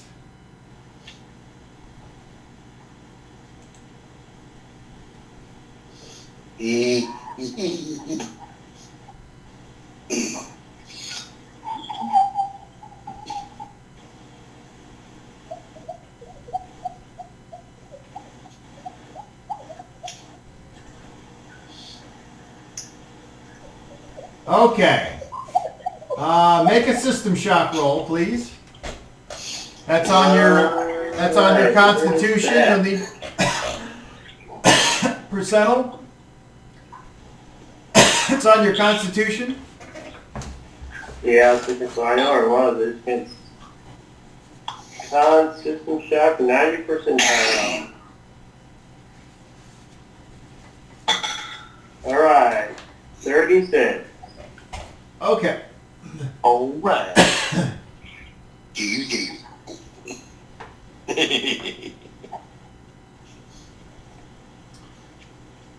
Okay. You can remain conscious but helpless for a number of rounds equal to your level. The only actions available to a helpless character are whisper 10 words or less, crawl in 1 square in any direction, write 5 words or less, or a DM judgment call about other small movements.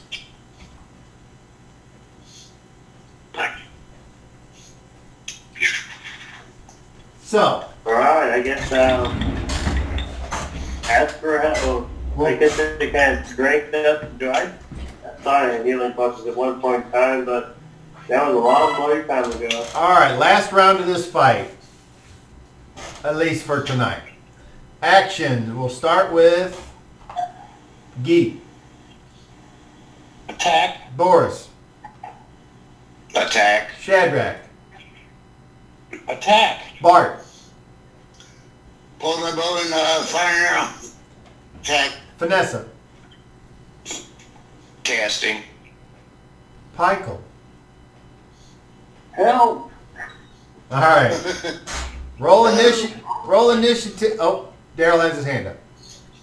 I should clarify that I have to go to Pykel and touch him in order to cast, so I should change my action to moving. Well, that's just movement. Well, you can't cast and move, He has to touch him to cast. Correct. so I want to make sure that I'm there. As soon as possible. Yes. Alright. Roll initiative. Brad. Beat a 2. No, 3. Alright. The minions. The minions. We'll start with Shadrach. Come on. Armor class of 18, 15, and 13. Those are all misses. On Guy. Armor class of 12, 13, and 4. Boris. Armor class of 7, 11, and 7. 2 hits. 2 points of damage. Alright. On fast, Vanessa moves up to threaten Pykel. And then we go to average. And Shadrach and Guy and Boris can go first. I will try to wind lash again the cob. I hit armor class of 1. 32. Unfortunately, your wind lash cannot penetrate his magical defenses. Ah! Boris. It's an armor class. And there's a bad echo right now. 1. That's a hit. Roll Dinkus.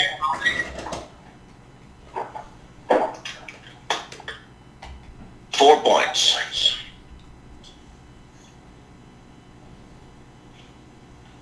And the insects bite away because this thing is suffering a +2 armor class. Man, there's a bad echo when I'm talking. You know what? I hear it, Daryl. Okay. No? Anyway, he gets a +2 to his armor class and a -2. I already moved away from it. Yeah. Yeah, to hit. Or, Yeah. And he can't cast spells. Or he has to make a saving throw or something. yes, that's what I was thinking of. Okay, here it is. Alright. Fights with a -2 penalty and a +2 penalty to its armor class.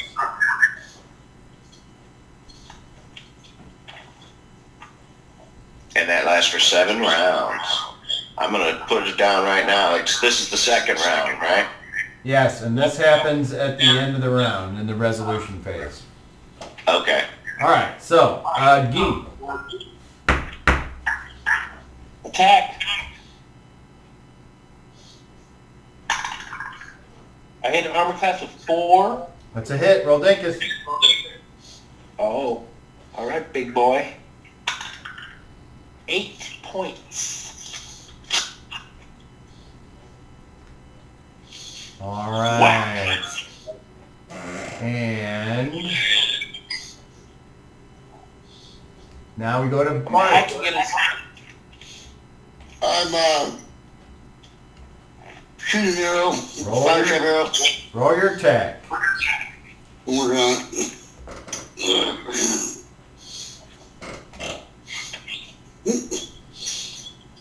13. 14. 15. So I hit it. I'm working on it. 15. I hit the armor class 2. That is a hit. Roll Dinkus. Alright, that's what I was looking up here. It's a D6. What, with the fire trap arrow? I'm sure.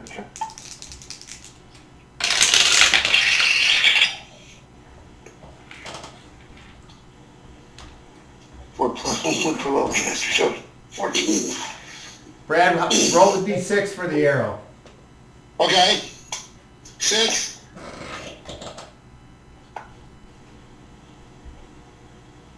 At 15 points for fire. So the arrow strikes the creature. The fire trap starts to explode, but then goes out and falls harmlessly. But the arrow sinks into the creature. Brad Bartholanthus, how do you want to do this? Like me. Describe the killing shot. Oh. Pulled my bow out, drew an arrow, took aim, fired the cob, and I was aiming at his eye or something like that. So, dig it out.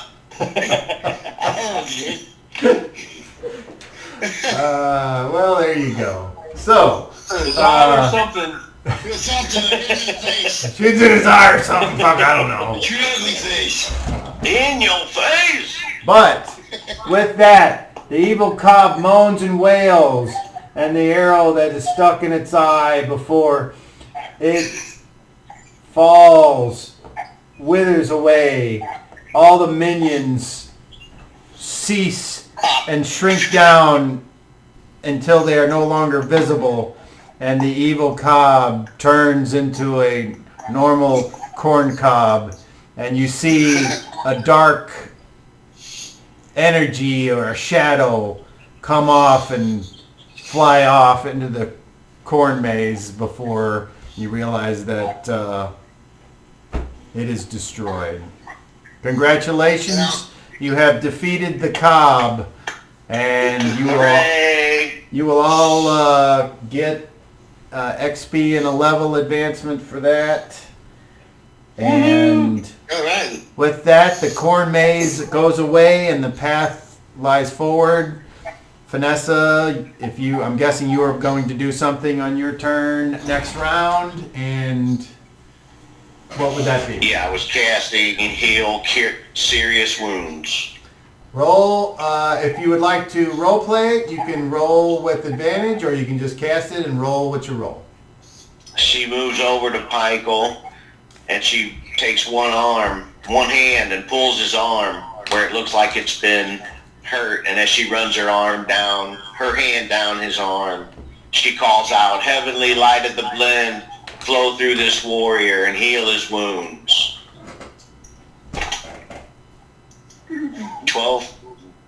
13 points. And roll again. You might get better. This time it's 11, so 13. Pikel, you have 8 hit It's still points. pretty good. But you do need to make a system shock roll to see if you bounce back up and are 5th edition style, or if you're the more realistic 2nd edition style. What do I mean? Oh, guess what? We drag his ass back in the sack. Oh, Michael. Hey, Pikel, I'm sorry, I didn't hear you. What did you roll? 87, I'm good. And what's your system shock number? Or 90, whatever. 94%, or wait a second, hold on. And he's a dwarf. He's not a 90%. freaking system shock. System shock, 90%. You rolled an 87. Ooh, that was close. All right, but your eyes open up. You draw a breath instead of the labored version. The blood that was seeping from your wound is dried up, and the wound begins to close as the healing power from Sister Vanessa flows from her and into you. And as she finishes her work, she gives you this fucking half-ogre grin that... And... Do I roll another system shock? No. All right. And you are left with all of that. And that will conclude tonight's adventure. Yes, Jason. Yes, Jason. One last thing. Shad will embrace Vanessa after they reunite. Oh, my shoulder. Don't you laugh, you dirty elf. No, I tried my shoulder. My shoulder. I will cast. If that's so, I will cast Heal Moderate Wounds on Sister Vanessa. Just D10, saying. D10 plus 1. D10 plus 1. Remind me how spell slots, As my hand gently touches her shoulder, I give her 7 points. Thank you. And Vanessa, He's like, you're allowed I to make... did that. Vanessa, you're allowed to make a Constitution check to see if that cured your serious injury.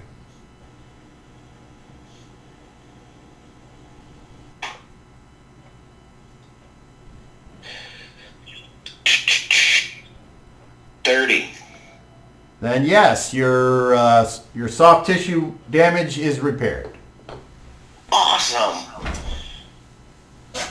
All right. Thank you, Shadrach. That's it. I'm glad that we're back together. I hope you all enjoyed the homemade creature. I certainly enjoyed I playing did. it. So We outsmarted ourselves, and that's the I thought we were flying Yeah. towards the cow the whole time, but I don't know. the speed rot was like a total blam. It was like an atomic bomb. the reason why the elemental didn't go exactly where you thought it was going is because it's like you're going in some place without any sense of direction, and therefore Right. you roll for getting lost, and unfortunately Brad failed that roll twice, so you guys were way off track. You could have been lost but went in the right direction. That's what the D12 was for. I But mean, yeah, that's why Shad didn't move. I just sat there and I was like, I'll hear something, I'll smell something, I'll see something. Nope. I think the whole maze thing. That would have left on. I think the whole maze thing would have worked better, like Jason said, if we could actually map it out. Yeah. It would have translated a little better. here's the maze in its full glory for. You're in a tiny square. Oh. Yeah, I mean, and on that kind of a map, it's not as the same thing as having a couple of sheets of graph paper. Exactly, and that's what you You need. have to keep erasing, and yeah.